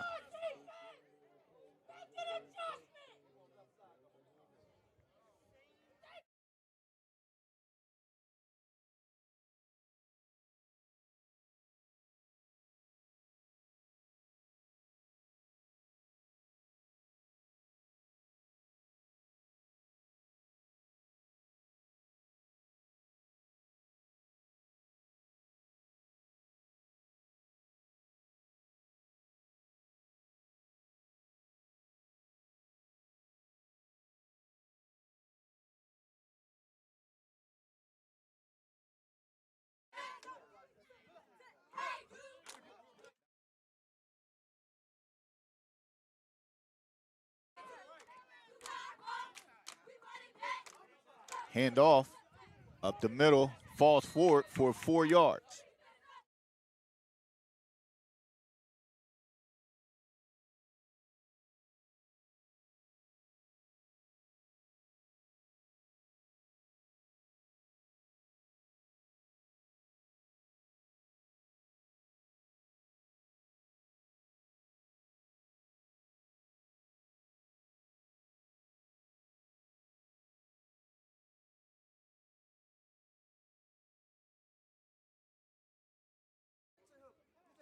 So here we go.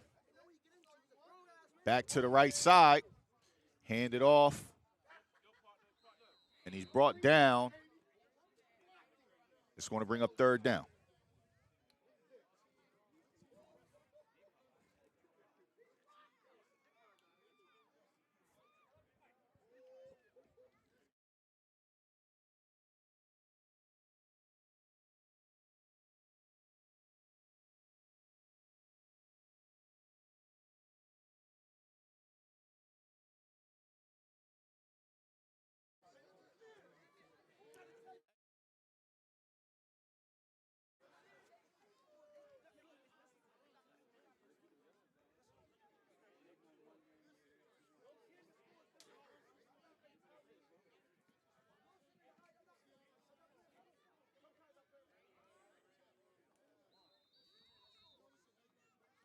Ball's down to about the 3-yard line.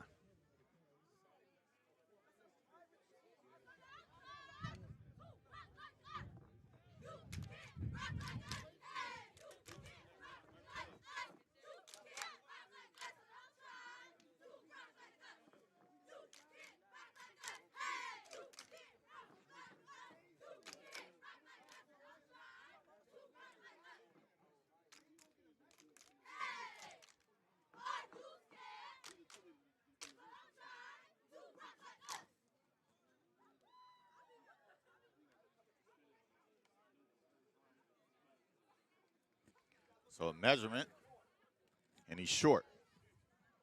It's going to bring up 4th in inches. I don't think it really matters. I think they're definitely going to go for it here.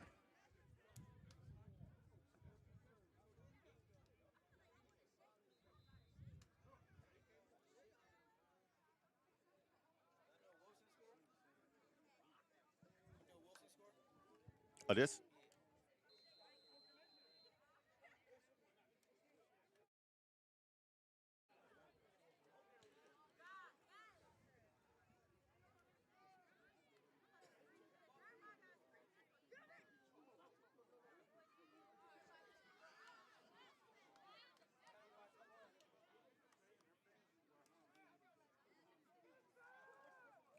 Quarterback under, probably quarterback sneak here. Motion, turn, hand off, and he's in for another touchdown. Takes the lead to 34 to 12.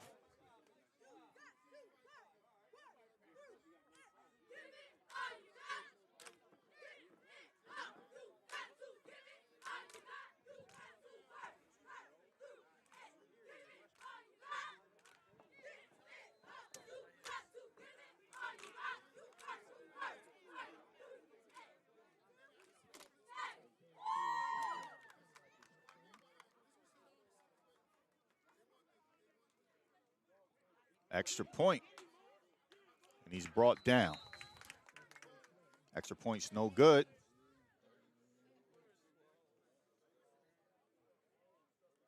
Still here in the third quarter.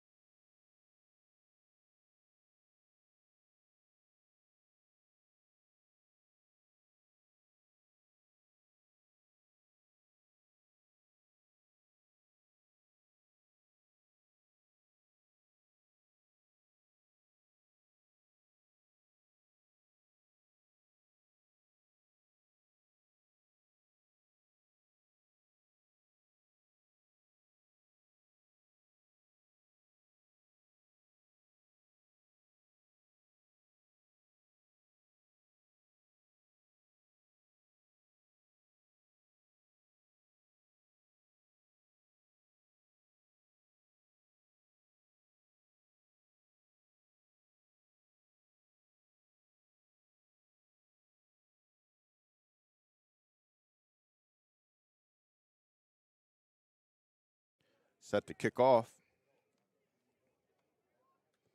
They kick it deep. And it's received by Patrick. And he's pushed out of bounds. The 29-yard line.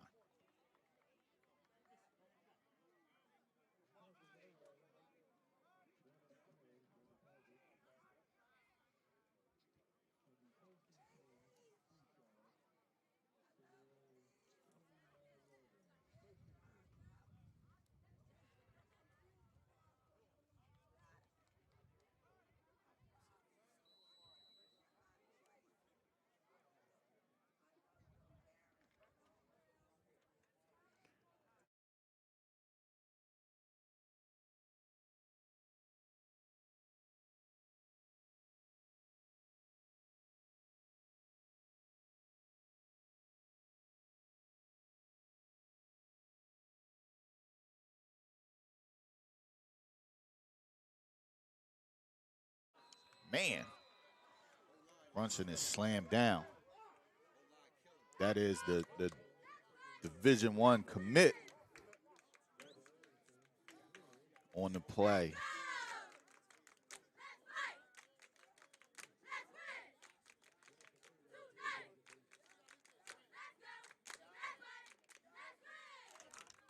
Adamson Jr. on a big play.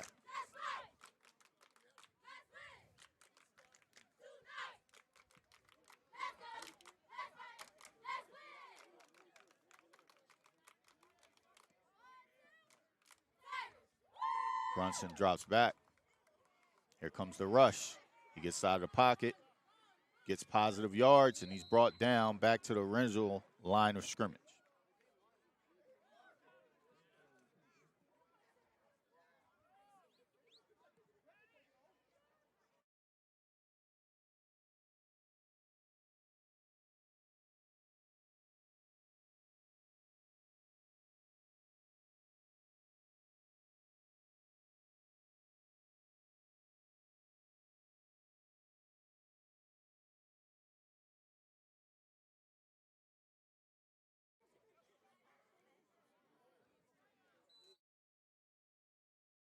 And that's the end of the quarter, and we headed to the fourth quarter.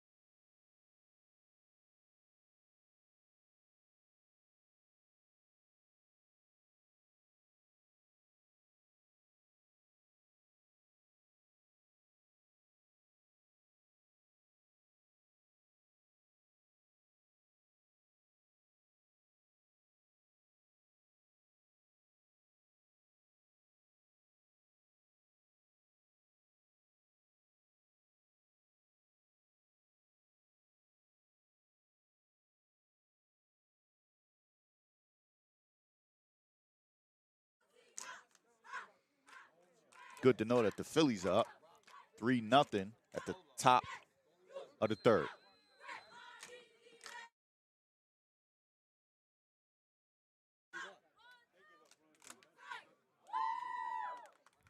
Scratch that. Phillies are up 3-1 as the Braves just hit a home run. Brunson drops back, looking up the field. Ball is thrown and is picked off. Running in the end zone for a touchdown. Pick 6.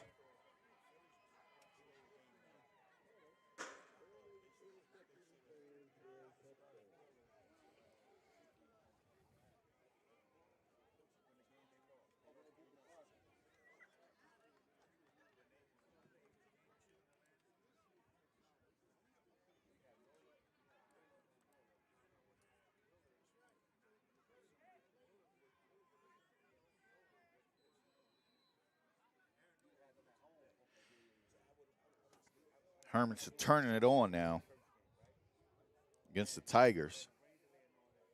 Every mistake, they're making them pay.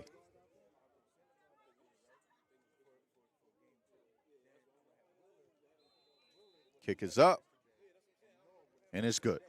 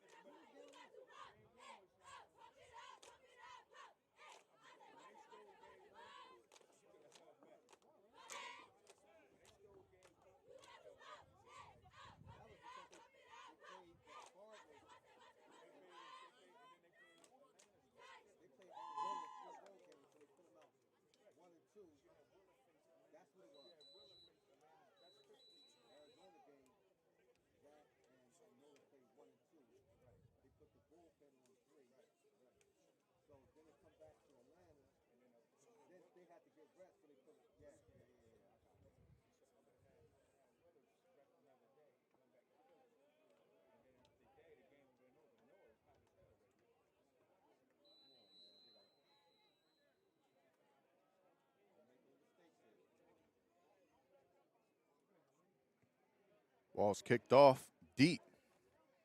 Hits the ground. Picked up by Judah Anthony, and he's wrapped up. The 25-yard line.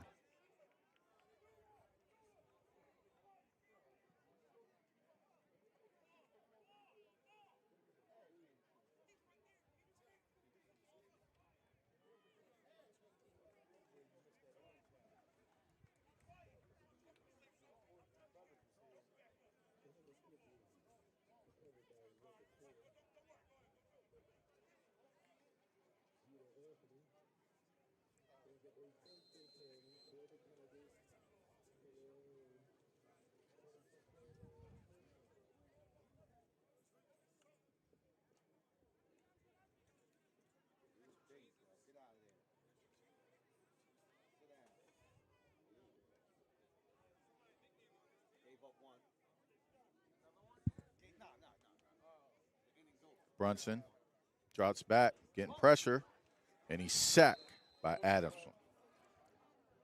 Headed to Monmouth University after the season.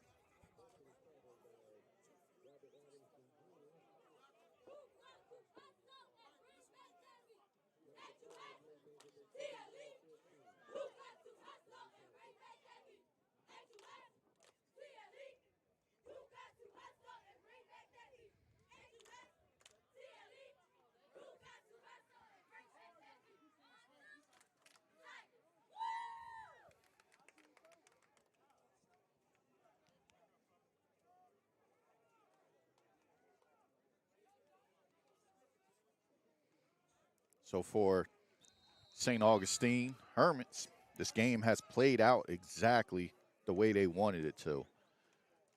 They were able to control the clock by running the ball, getting chunk yards.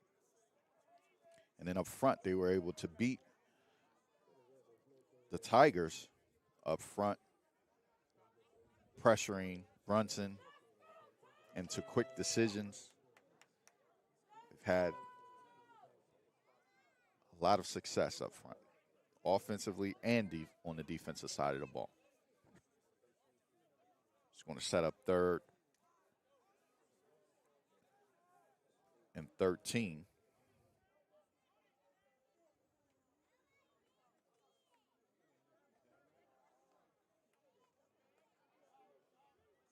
Ball's up, Brunson, and it's incomplete.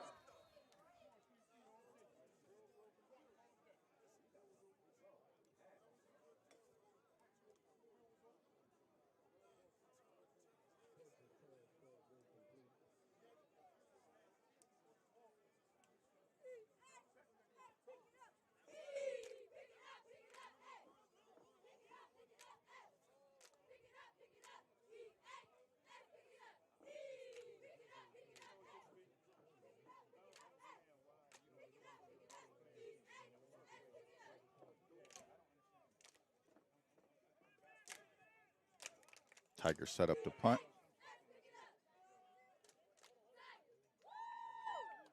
Kick is off. Received by Christmas. Head to the right side, makes a man miss, and he's wrapped up, tackled at the 40-yard line.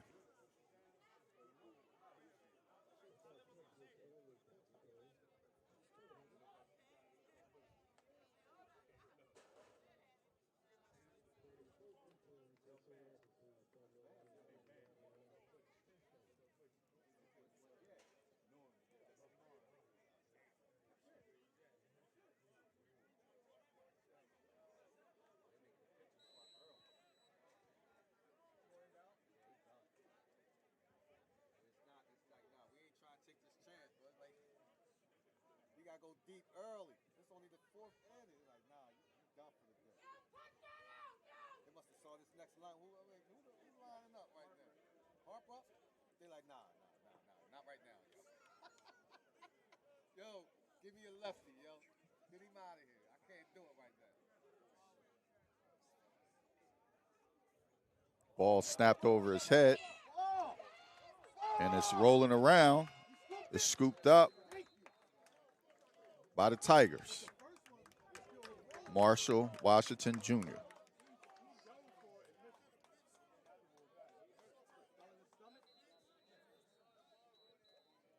We got a man down.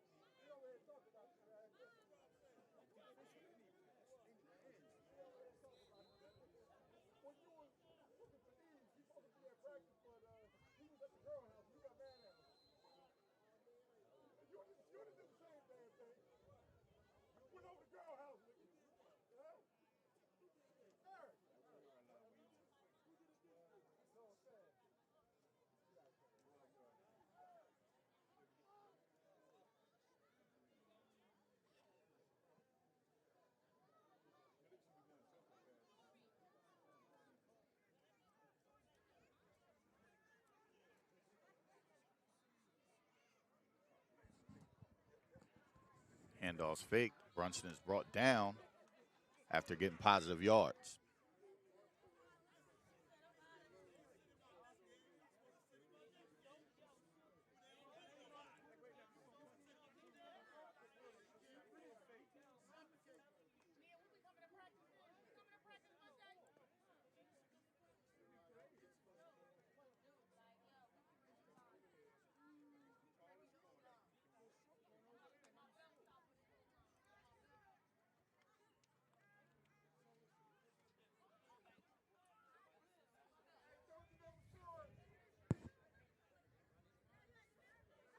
Brunson with Brown next to him. 2nd and 6. Drops back, gets pressured, get the ball out, and we get 2 flags that come out. It's going to get probably rough in the passer.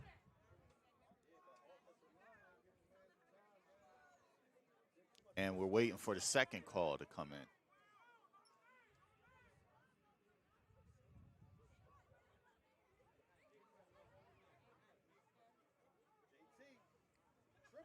And here's the second one.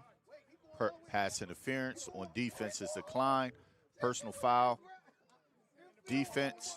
And it's going to be a first down. It's going to move them inside of the 5-yard line.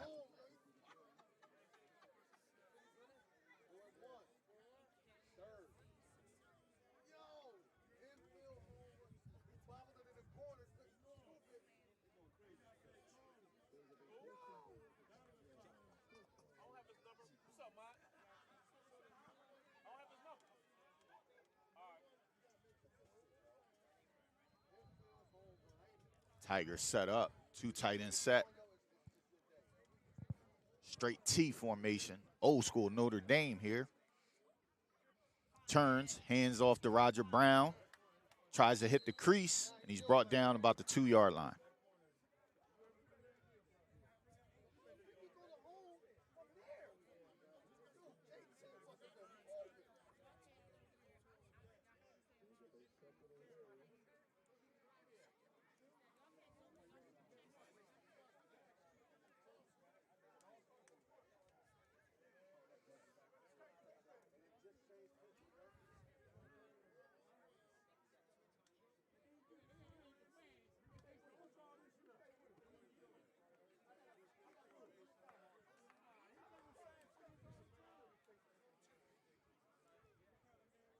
Hermits look like they're coming off the edge.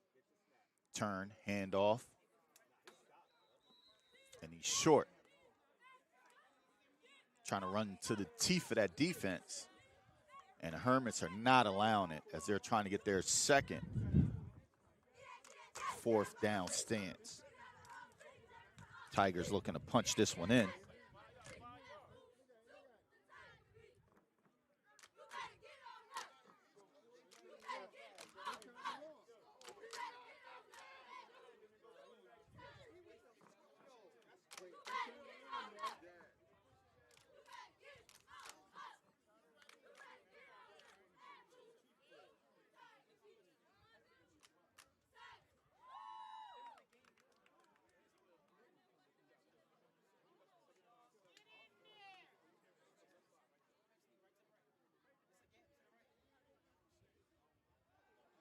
Play action. Brunson rolls out, getting pressure, throws it up, tipped, and it's dropped.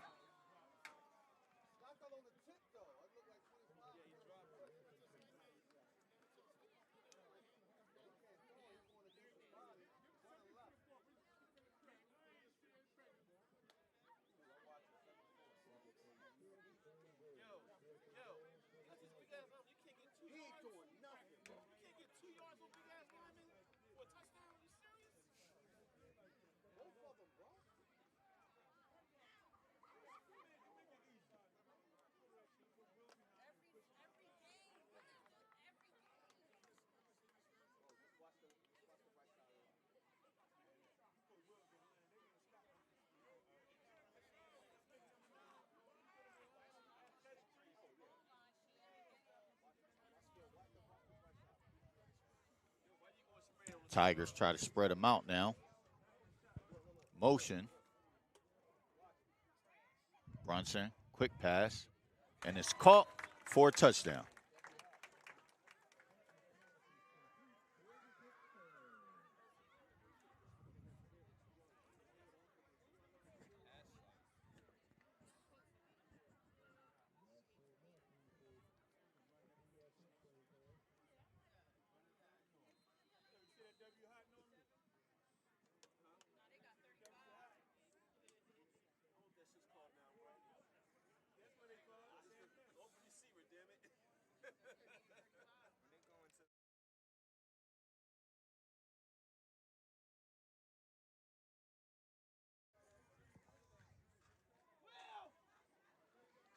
Phillies up 4-1.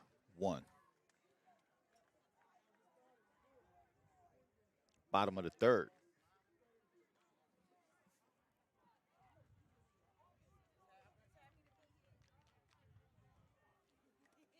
Brunson. Ball's on the ground. Picks it up, and he's sacked. So that'll bring the game to 41-18. 41-18. Hermits.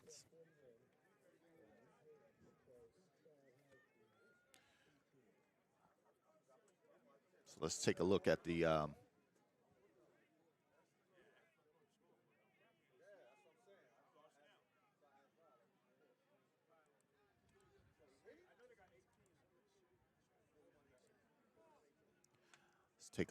the best 11 in South Jersey. South Jersey Football Frenzy Show. So we have number 1 number 1 Delsey, excuse me. They won last night. Number 2 Camden, they win. Number 3 St. Joe's, they win. And then we have Holy Spirit, and we have Lenape at number 5. Lenape lost to St. Joe's on a miracle kick for the win with 1 second left. Then we have Cherokee coming in at number 6. They lost last night. Number 7, Millville. Number 8, Hattonfield. They lost last night as well. Number 9, Woodbury. Number 10, Pennsauken. And number 11, St. Augustine Prep. So it will be some movement in the rankings. You'll probably see Millville, Woodbury, Pennsauken, and St. Augustine Prep all move up here in the rankings.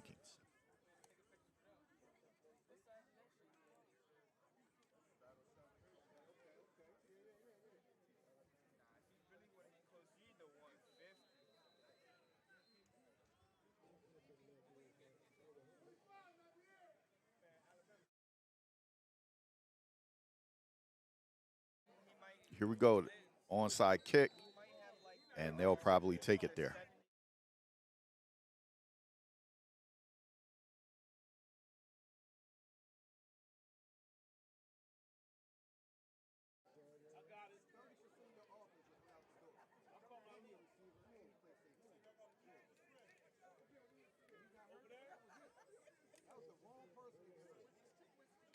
Here you go.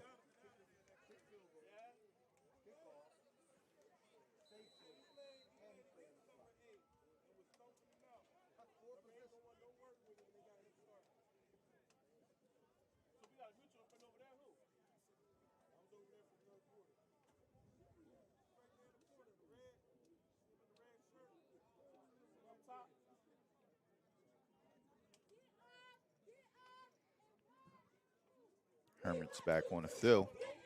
Looks like they made some substitutions here. Snap, turn, handoff, and he's brought down for a 2-yard loss.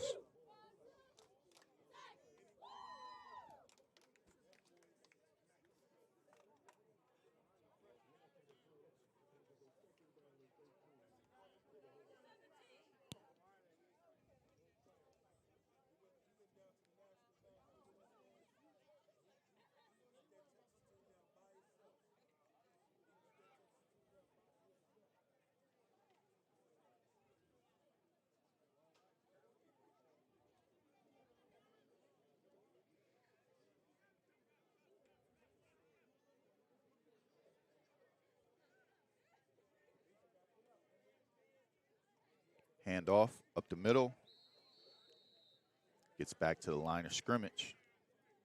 Just short of it. Just going to bring up 3rd and 11.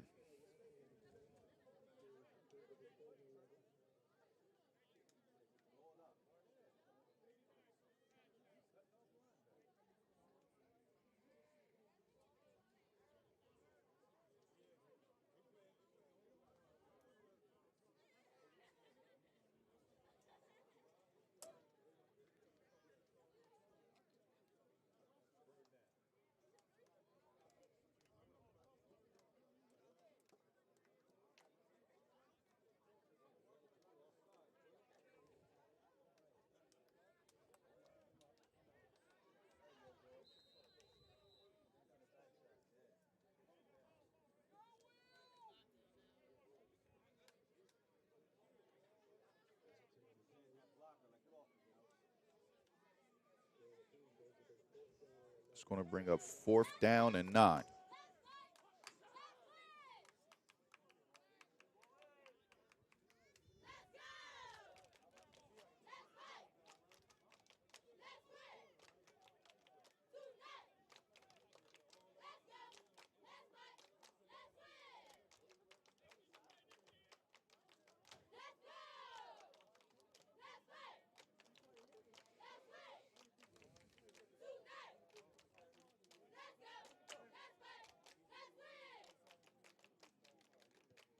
Ball's punted.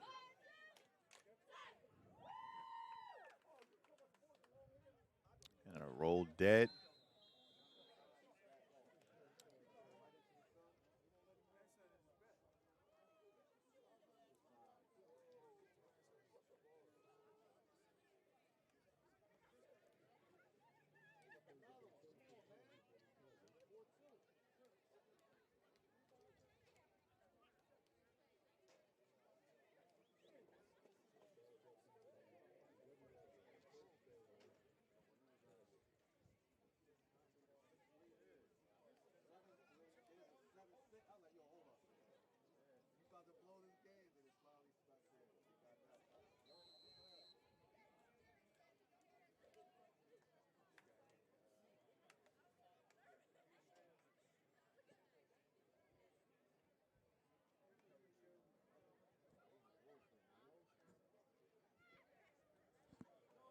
Handoff up the middle. Roger Brown.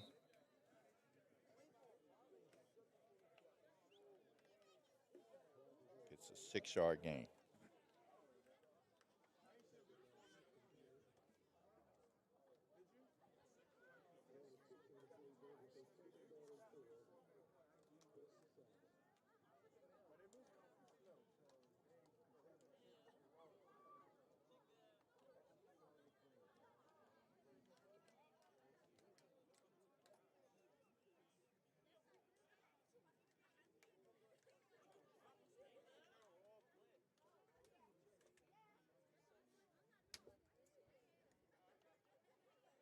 Brunson drops back, looks up to Phil, throws the ball to Will Love, and it's incomplete.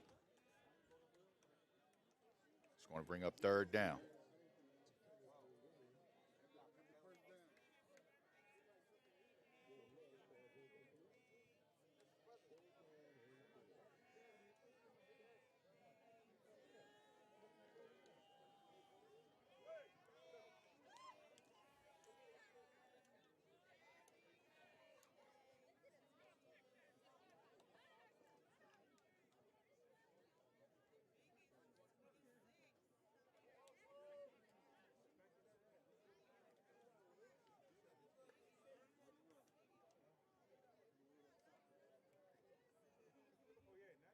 Brunson drops back, lets it loose, and it's incomplete to Will Love, but it looks like a flag comes out.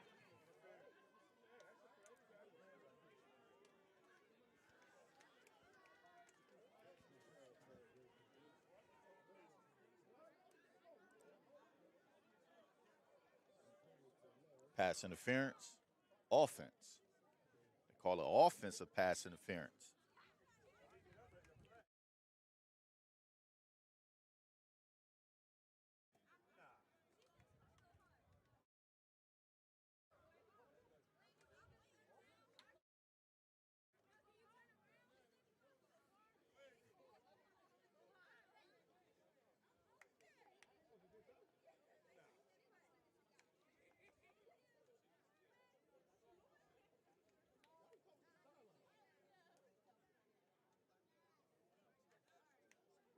Pass interference. It was declined.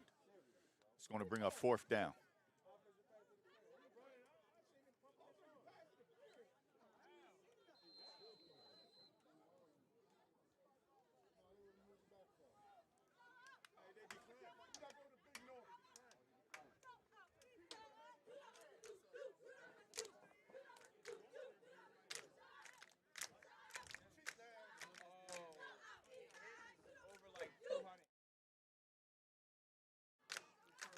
Pass is complete to Judah Anthony.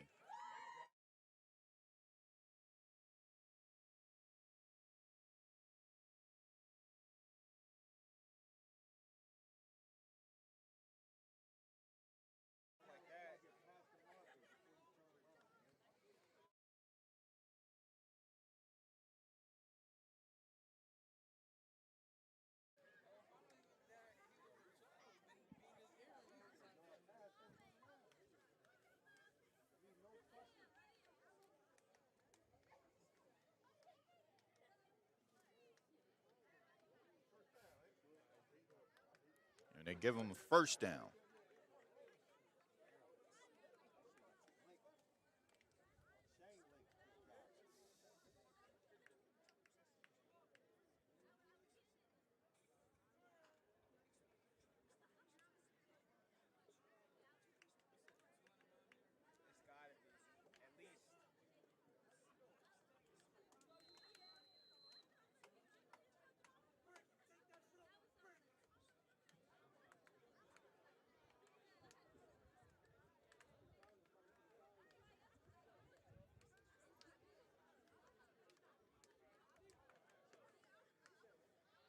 Quick pass out to Anthony. He's pushed out of bounds.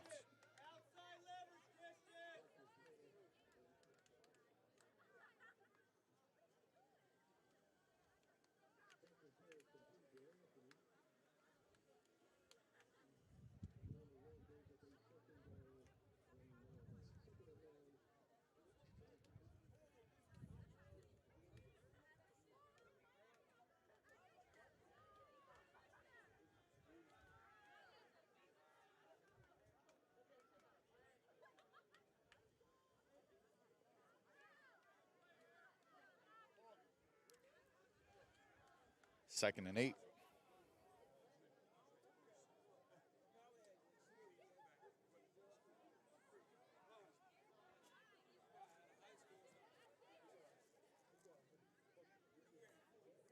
Brunson's drop back, looking up the field, and it's going to be incomplete.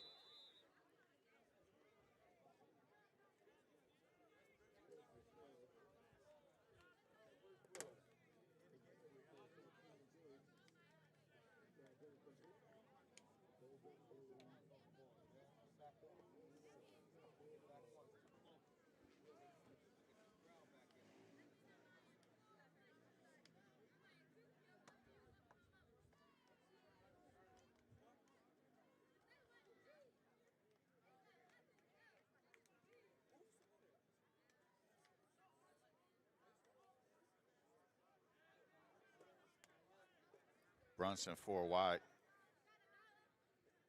Single back. Drops back. Looks to throw. Gets the screen off.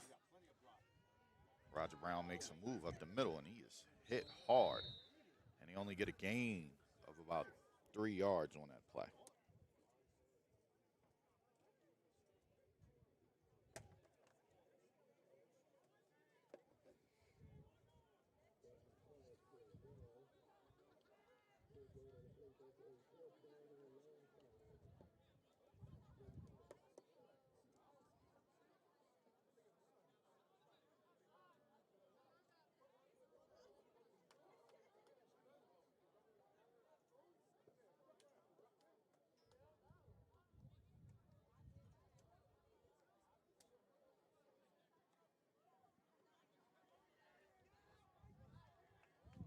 Brunson, quick pass. It's complete, but he'll be short. Turnovers on down. Not sure how much they give it to him. Line of game. 1st down. Looks like he was a little short, but they gave it to him. Just want to bring up 1st and 10.